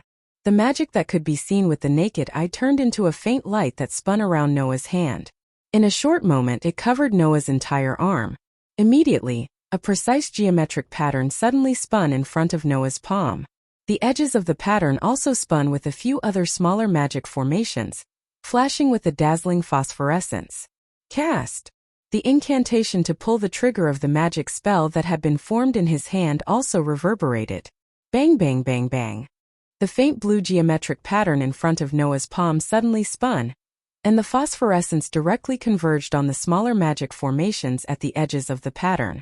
The magic also turned into fist-sized cannonballs, and in the midst of gunshots, they rubbed against the atmosphere and flashed out like flashes of light. The 4 magic bullets carried a heavy force that was enough to shatter a person's skull. Amidst the sharp sound of the air breaking, they heavily landed on the rock not far away. Bam bam bam bam. Immediately, every single magic bullet produced a dull sound of impact, and a burst of light smoke on the hard rock. In the end, 4 scorch marks were left on the rock, which were quickly washed away by the rain. Looking at this scene, Noah was slightly disappointed, but he also couldn't help but laugh. Disappointingly, the power of the simple magic bullet wasn't that great. Even if it contained enough power to shatter a person's skull, it was only an extremely convenient murder weapon for humans. Those who could not help but laugh were self-deprecating after realizing their own disappointment. How long has it been since I started learning magic? This kind of power is already not bad, right? That was the truth. Magic bullet was a very simple magic trick. Rather than calling it magic, it would be better to say that it was simply processing, transforming, and strengthening the pure magic power, turning the magic power into something like a magic power cannonball, and then shooting it out. It was just like making water into a water ball. Even if the inside of the ball was soft, it would still hurt when it hit someone. For such a simple magic trick, Noah could learn it almost immediately, but if he wanted to become proficient, he still needed to practice. Magic bullet was also the first magic trick that Noah learned from mana processing. It was the same magic trick as Ayoko. The difference was that Ayoko's magic bullet basically didn't need to be activated by herself. She only needed to activate the magic bullet recorded in the magic seal, unlike Noah, who still needed to chant an incantation to activate it. Let's try again. Noah was never lacking in hard work. As a product of mana processing, if he could master the magic bullet, it would also increase his control over magic power. Therefore, Noah would not be stingy with his hard work. Bam bam bam bam. Thus, in the manor house's courtyard, the sound of the magic bullet being shot turned into echoes, constantly reverberating. Bam bam bam bam. The dull sound of the impact was also heard, causing a burst of light smoke and a burnt smell, but it was quickly washed away by the rain. Just like that, time continued to pass. Gradually, the time needed to form the magic bullet was shortened bit by bit, and Noah also became more and more proficient in the simple incantation technique, not as awkward as he was at the beginning. After an unknown amount of time, outside the courtyard's iron fence, a figure slowly appeared. Ayoko, who was holding a large red umbrella, had just pushed open the iron fence when she heard the movement in the courtyard. She suspiciously turned her head to look at the source of the sound, and when she saw Noah, who was continuously shooting the magic bullet, her expression immediately turned into one of shock. Magic? But didn't he say that he wasn't a magician? With such a question in her mind, Ayoko immediately began to seriously observe Noah. Bam bam bam bam. The bright blue flashes were mixed with the dull sounds, flickering in the air above the courtyard. Bam bam bam bam. Under the curtain of rain, the hard rock still stood there motionlessly, facing the incoming blue flashes and withstanding every heavy blow. Over time, even the rock that was not damaged in the beginning started to crack under the continuous bombardment of the magic bullet. Noah's eyes lit up, and the corner of his mouth rose. The magic in his body continuously circulated, flowing into the flickering phosphorescent arm, and pouring into the spell formation that had not yet disappeared, turning into magic bullet after magic bullet, continuously bombarding the rock. Ayoko, who was standing at the edge of the iron fence and watching all of this, already had the corner of her mouth twitching. Could it be that that guy's magic is inexhaustible? Not to mention how many magic bullet Noah had shot before Ayoko returned. From the time Ayoko returned, Noah had shot at least 100 magic bullet. Ayoko was only an apprentice magician, but no matter what, she was still the manager of the spirit vein in Sanio City. With the support of the magic in the spirit vein, Ayoko could use about 30 magic bullet a day, and then the magic in her body would be completely exhausted. Compared to Ayoko, the guy in front of her who was wantonly shooting magic bullet, with a face full of unsatisfied and restless expression, was simply a monster. Ayoko felt that if she continued to watch like this, perhaps her small sense of superiority in magic would be completely destroyed. At that moment, Ayoko unhappily opened her mouth. What are you doing here? Noah, who was highly concentrated, did not seem to notice Ayoko's approach. When he heard Ayoko's voice, he was slightly startled, and reflexively turned his head, looking behind him. When he clearly saw the owner of the voice, he raised his eyebrows. You're back. Yes. Ayoko still had a sullen expression, looking very gloomily at Noah. What are you doing here? It's as you see. Noah retracted his mana without any hesitation, causing the tactical magic array that was floating in the air like a turret to dissipate. I'm learning magic. Learning. Ayoko's expression became interesting, and her tone was full of uncertainty. What you mean is, you just learned the magic bullet? Yes. Noah nodded and said doubtfully. Is there a problem? Ayoko was speechless. With Ayoko's personality, how could she admit that Noah's newly learned magic was comparable to hers? Noah was not a wise sage, so naturally, he could not always guess Ayoko's thoughts. Seeing Ayoko's gloomy expression, he somewhat curiously asked, "What's wrong? Did something good happen in school?" As soon as this sentence came out, Ayoko's sullen expression turned completely gloomy. Hey Noah-san. Ayoko suddenly said such a sentence. How do people communicate with bears? That's a very deep question. Noah was stunned. Could it be that you met a bear? No. Ayoko sighed faintly, and then said bitterly. But I really hope that I met a bear. At least if I met a bear I could go up and fight with it. I don't have to worry about whether I can fight or not. After saying this, Ayoko coldly snorted and walked into the mansion.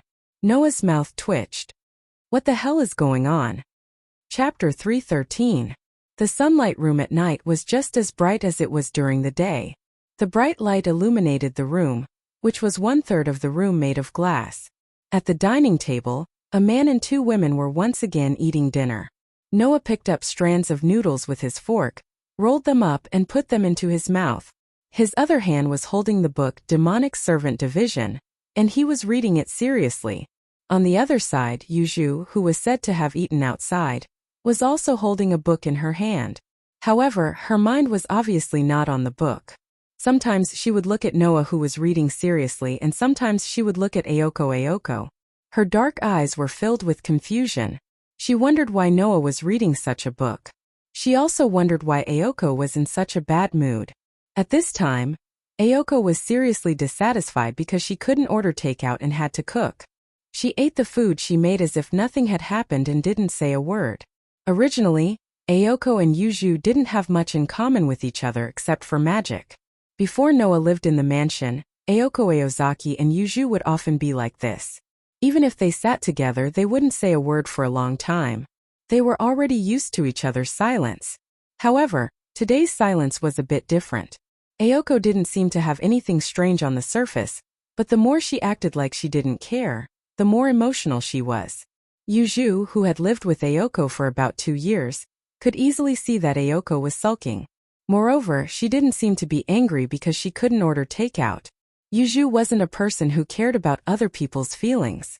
But this time, maybe because there was a third party around, Yuju asked Noah a question which she rarely did. Ayoko, what's wrong?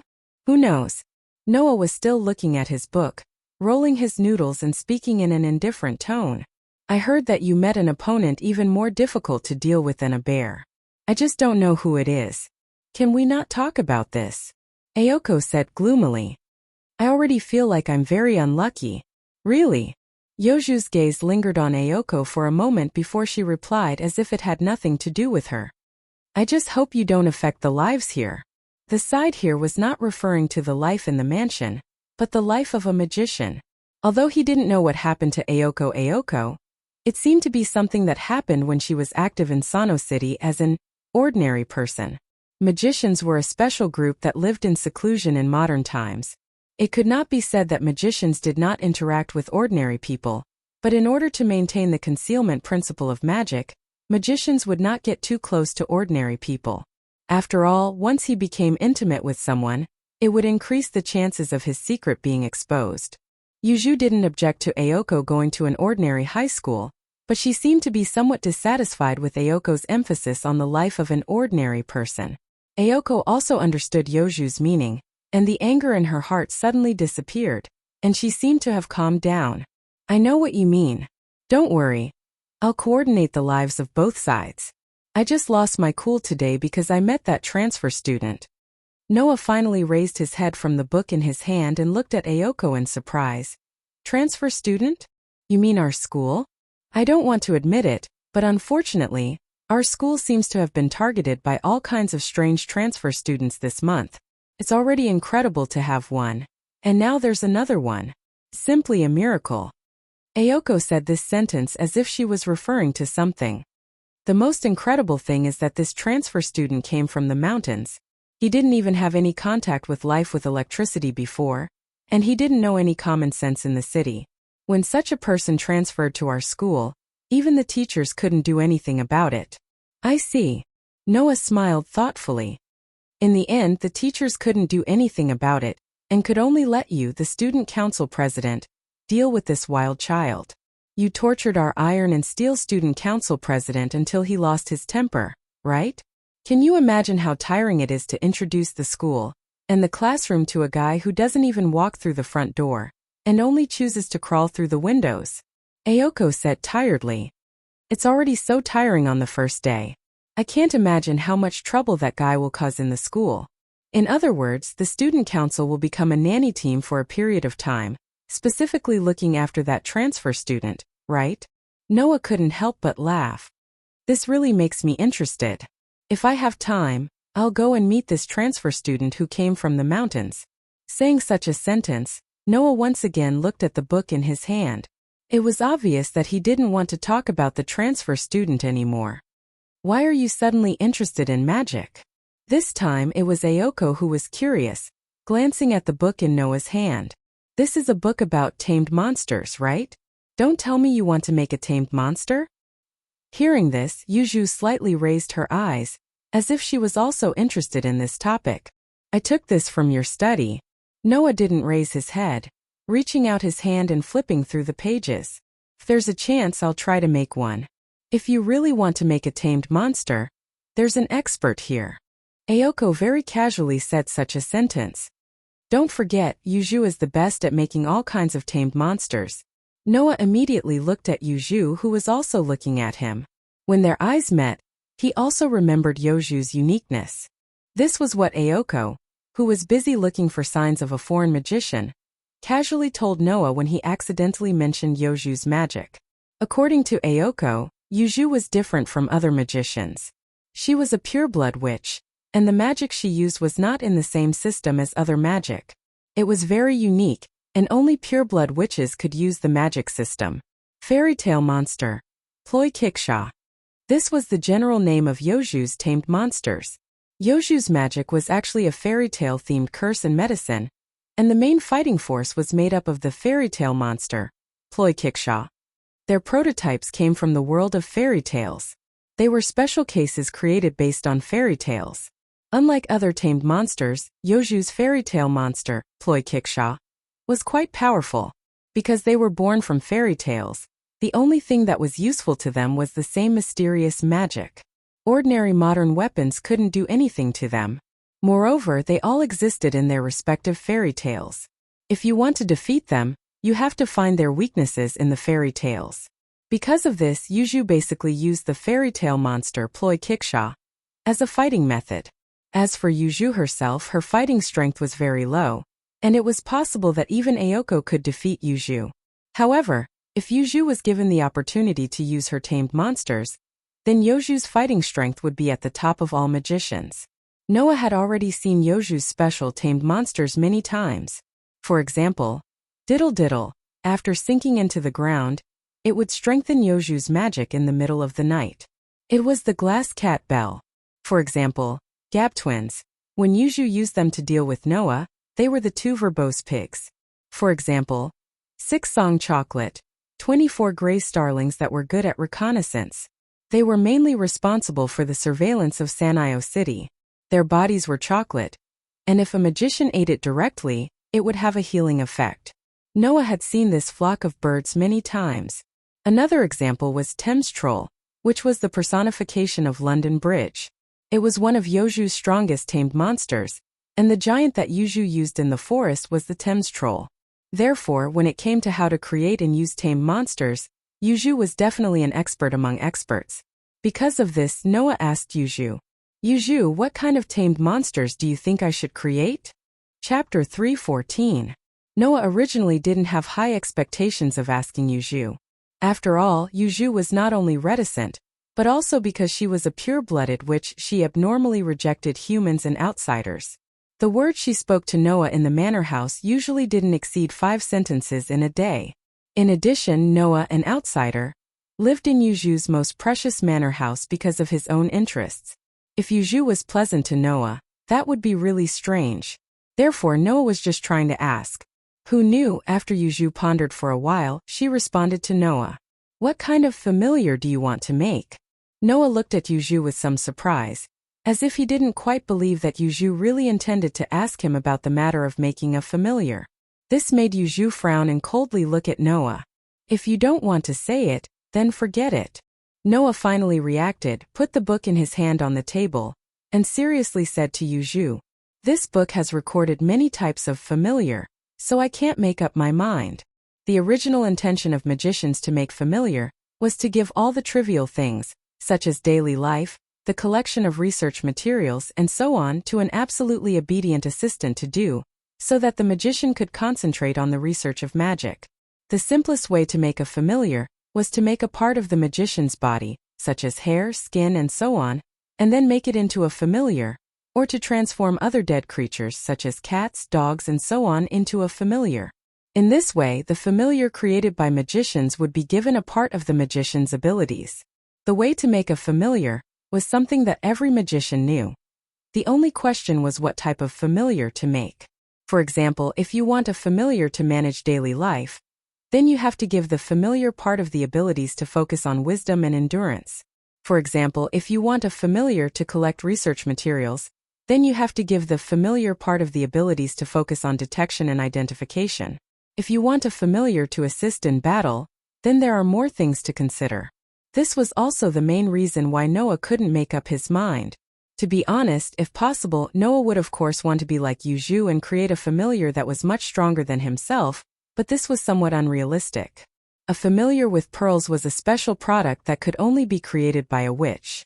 Furthermore, some of the powerful tamed demons in Yuzhu's hands were not made by Yuzhu himself.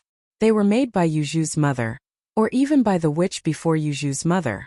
Although a familiar would not be stronger than its master, that was only relative.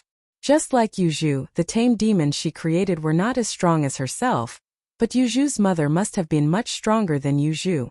Even if the tamed demons she created were weaker than herself, they would still be stronger than Yuzhu. Not to mention the tamed demons that were passed down from the ancient witch to the present day. This kind of tamed demon that was created by the previous master, and passed to another master to have a stronger power than the current master was not a strange thing. Moreover, if the target of the tamed demon originally had a strong power, then it was possible that the tamed demon was stronger than the master. Just like Noah, if he made a creature stronger than himself into a tamed demon, then the tamed demon's power would naturally be stronger than Noah's. Noah wanted to learn the method of creating a tamed demon because of this. Noah's idea was to first learn this method, so that when he obtained some powerful creatures' corpses in the future, he could directly make them into tamed demons, which would definitely be of great help to him. Therefore, although a lot of magic was not suitable for battle, but there were all kinds of strange effects. If used well, the effect would be absolutely unimaginable.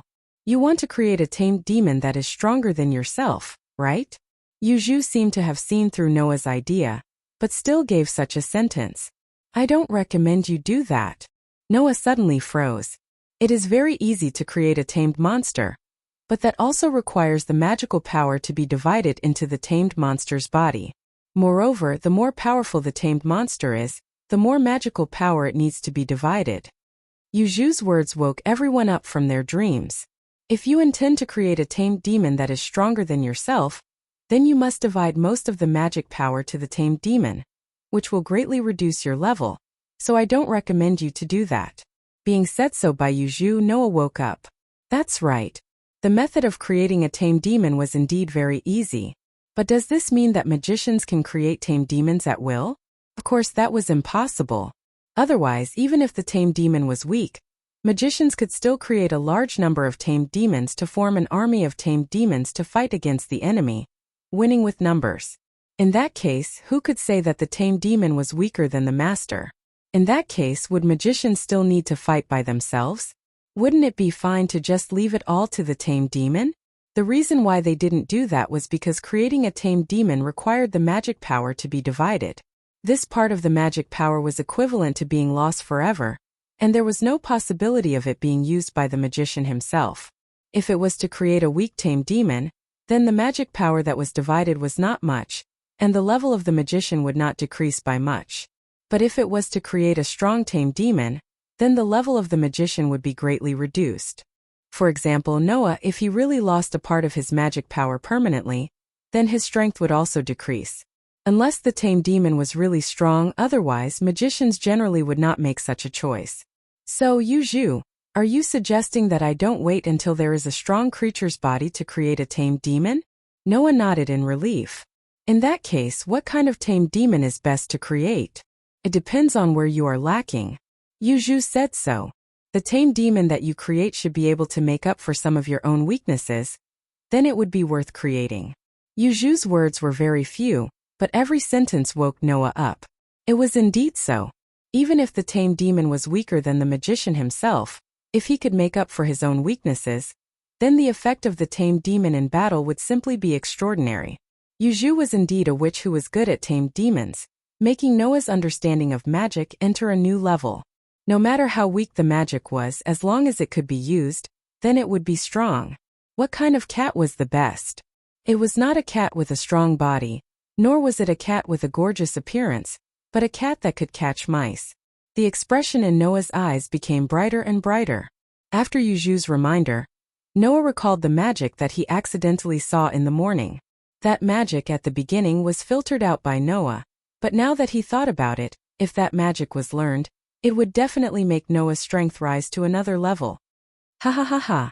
Thinking of this, Noah couldn't help but laugh out loud, stood up and ran outside while shouting loudly, "Thank you, Yuju. I love you to death." Saying such a sentence, Noah ran into the living room and disappeared in front of the living room's door.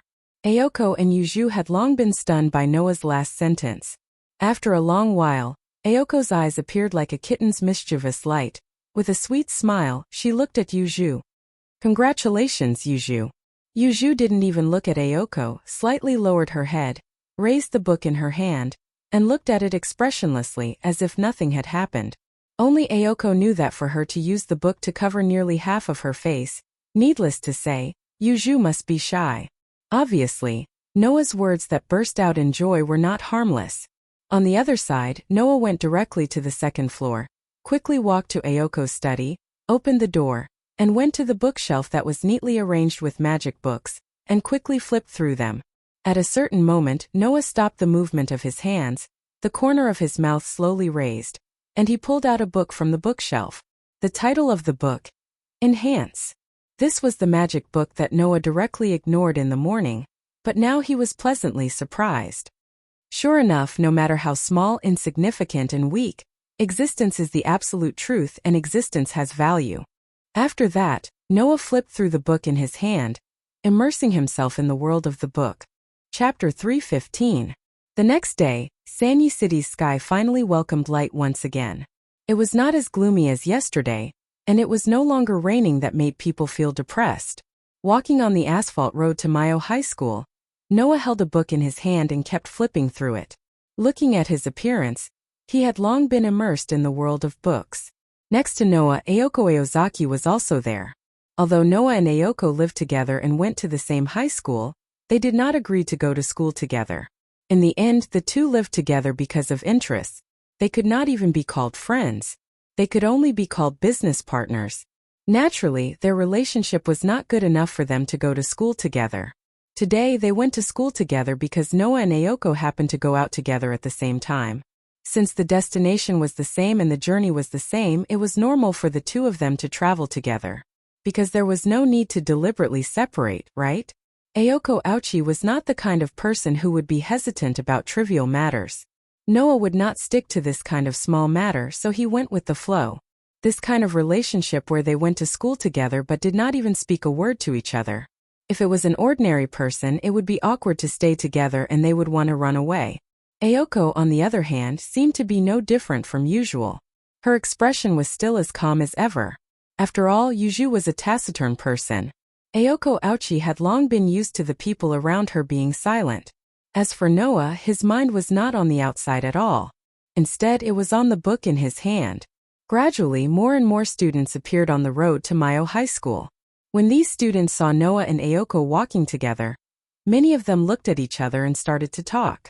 "Isn't that the student president? That's the rumored transfer student, right? Why are they walking together? I heard that the student president has been inviting the transfer student on a date recently. Did they end up together? Why did I hear that the transfer student has been pestering the student president? Impossible, that's impossible. That's the student president. Don't tell me you don't know the consequences of pestering her." It seems that the student council president is wooing a transfer student. Yes, that's right. Ayoko's eyes began to twitch as she listened to the discussions coming from all directions. Her eyes suddenly became incomparably ferocious as she fiercely swept her gaze around, causing the surrounding students to turn pale with fright. They shut their mouths and instantly scattered like birds and beasts. Ayoko clutched her head in pain, but when she saw Noah, who was still calmly reading his book, her brows furrowed. "Why are you suddenly interested in magic? Isn't it good to have one more method?" Noah immediately answered Ayoko's question.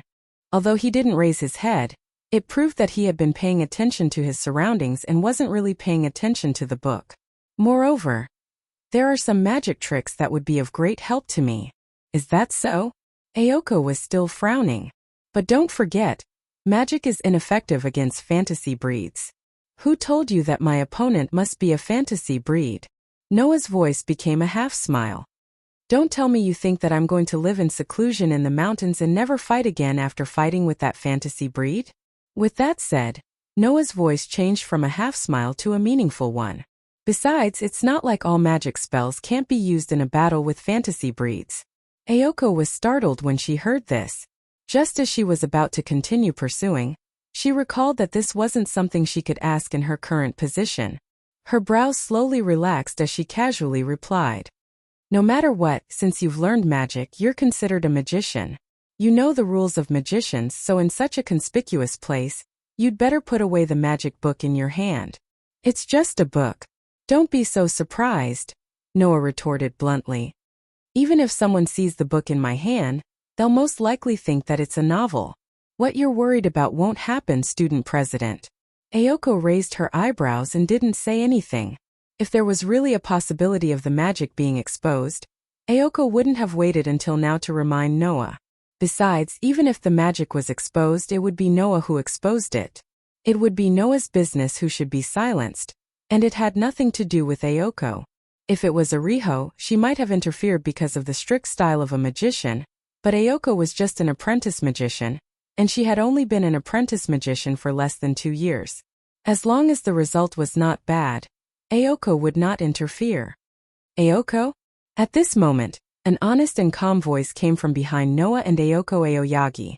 It was a slightly contradictory voice. Ayoko's delicate body slightly stiffened when she heard this voice. Her expression that had just returned to normal instantly became fierce and sullen. It was as if she had met the god of pestilence. She secretly sighed at her own bad luck. Noah noticed that Ayoko's expression was a little stiff, so he turned around in confusion and looked behind him. What entered Noah's eyes was a student wearing a boy's uniform. His age was similar to Noah and Ayoko, but his appearance was somewhat ordinary. His head was slightly messy, and his body was slightly thinner than the average person. No matter how you looked at him, you couldn't see anything special about him. However, such a boy made Ayoko's body stiffen, and at the same time, it also made Noah squint his eyes. A trace of surprise flashed through his eyes. Because of his boundless and powerful magic, almost 70% of Noah's strength was in the aspect of magic. The remaining 30%, except for Blaze, was all in the aspect of his body and combat awareness. Noah, who had tempered his strength thousands of times, could easily see that this ordinary boy in front of him was not ordinary. His seemingly low presence was actually just a layer of natural camouflage. Even though the other party was wearing a uniform and looked thin, as a combat expert, Noah instantly discovered that the body hidden under the other party's clothes was also a body that had been tempered thousands of times. There was not a trace of excess standing posture. Hidden under his confused eyes, there was a bright light, the trace of a powerful aura that was covered by the low presence, and the unnatural feeling of a relaxed body that was ready to tense up at any time. This ordinary-looking boy in front of him was definitely a combat expert like Noah, possessing good combat skills and combat awareness. All of a sudden, Noah's interest was piqued. In contrast to Noah, Ayoko's face was full of discomfort as if she had swallowed a fly. But soon, Ayoko realized that her emotions were inexplicably affected. Ayoko originally did not like the feeling of her emotions being disturbed. Therefore, Ayoko calmed down, brushed her waist-length hair, and indifferently spoke as if she was talking to an ordinary classmate. "Hello, Jingshi classmate." Jingshi. Noah was startled, and then immediately remembered. This surname was not unfamiliar to Noah, because in the past few days the student council headed by Ayoko had been dealing with people with this surname every day. Jingshi Kusujikuro. Not long ago, Ayoko had a headache, and now it was the entire student council that had a headache.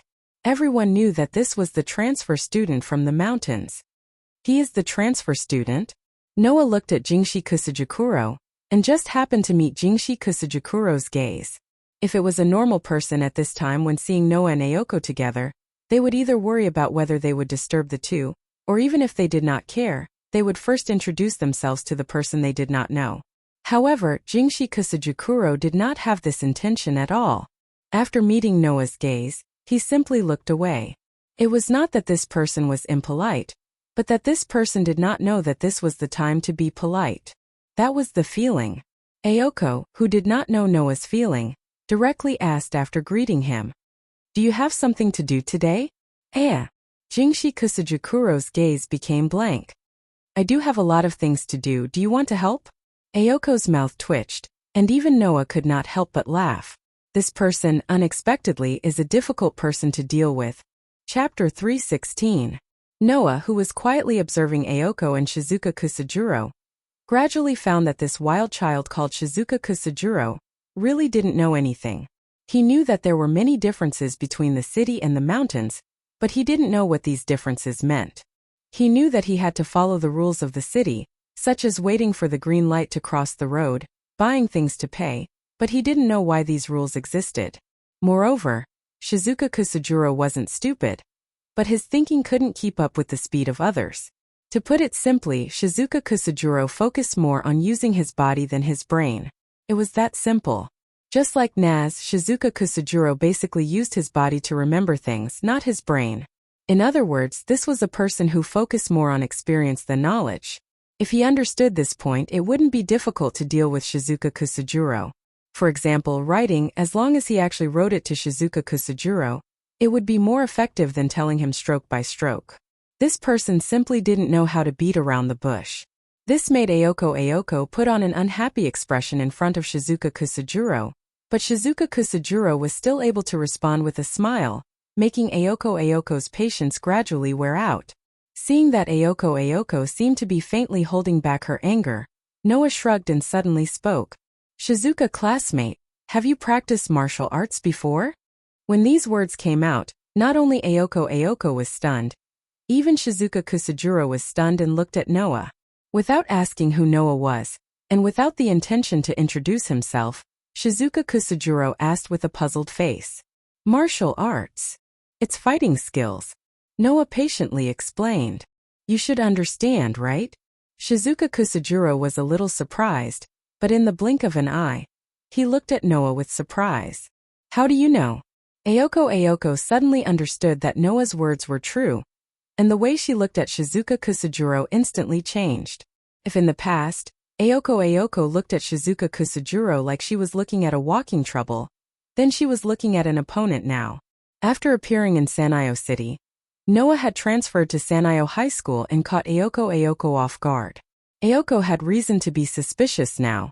She suspected that Shizuka Kusajuro was the foreign magician who had been hiding in Sanyo. Only Noah could see that Shizuka Kusajuro's a foreign magician. Perhaps the traces and the aura could be hidden, but once it was exposed, a person's, no matter how hard they couldn't hide it, it was impossible to hide it. That day, Noah had already remembered the aura of the magician who had controlled the fantasy breed behind the scenes. Shizuka Kusajuro didn't have that person naturally. The two of them were completely different people. After a Juro who silently a Juro who? And a hoot no. After a while. Indians tea. The same kind of people. Shizuka Kusajuro was even more puzzled. With his brain, he couldn't understand the meaning behind Noah's words. "Let's put it this way." Noah smiled helplessly. "I'm the same as you. To hone my skills, I once lived in the mountains." Shizuka Kusajuro was shocked. Then, he looked at Noah with surprise as if he had finally found a companion. Ayoko's beautiful eyes widened. She was finally sure. No wonder the two people in front of her brought her all kinds of troubles. They were the same kind of people. "Hey Shizuka." Noah's eyes flashed with a delicate expression. "Why don't we compete?" "Why?" The surprise on Shizuka Kusajuro's face turned into doubt. "You're not a bear." Well, Noah knew it would be troublesome to explain to this wild child in front of him, so he simply said so. "Just take it as a greeting." "Greeting." This time, Shizuka Kusajuro's expression was full of confusion and surprise. "Is this how the people in the city greet each other? This is different from what I know. This also varies from person to person, right?" Noah said so. Isn't there a saying, no discord, no concord?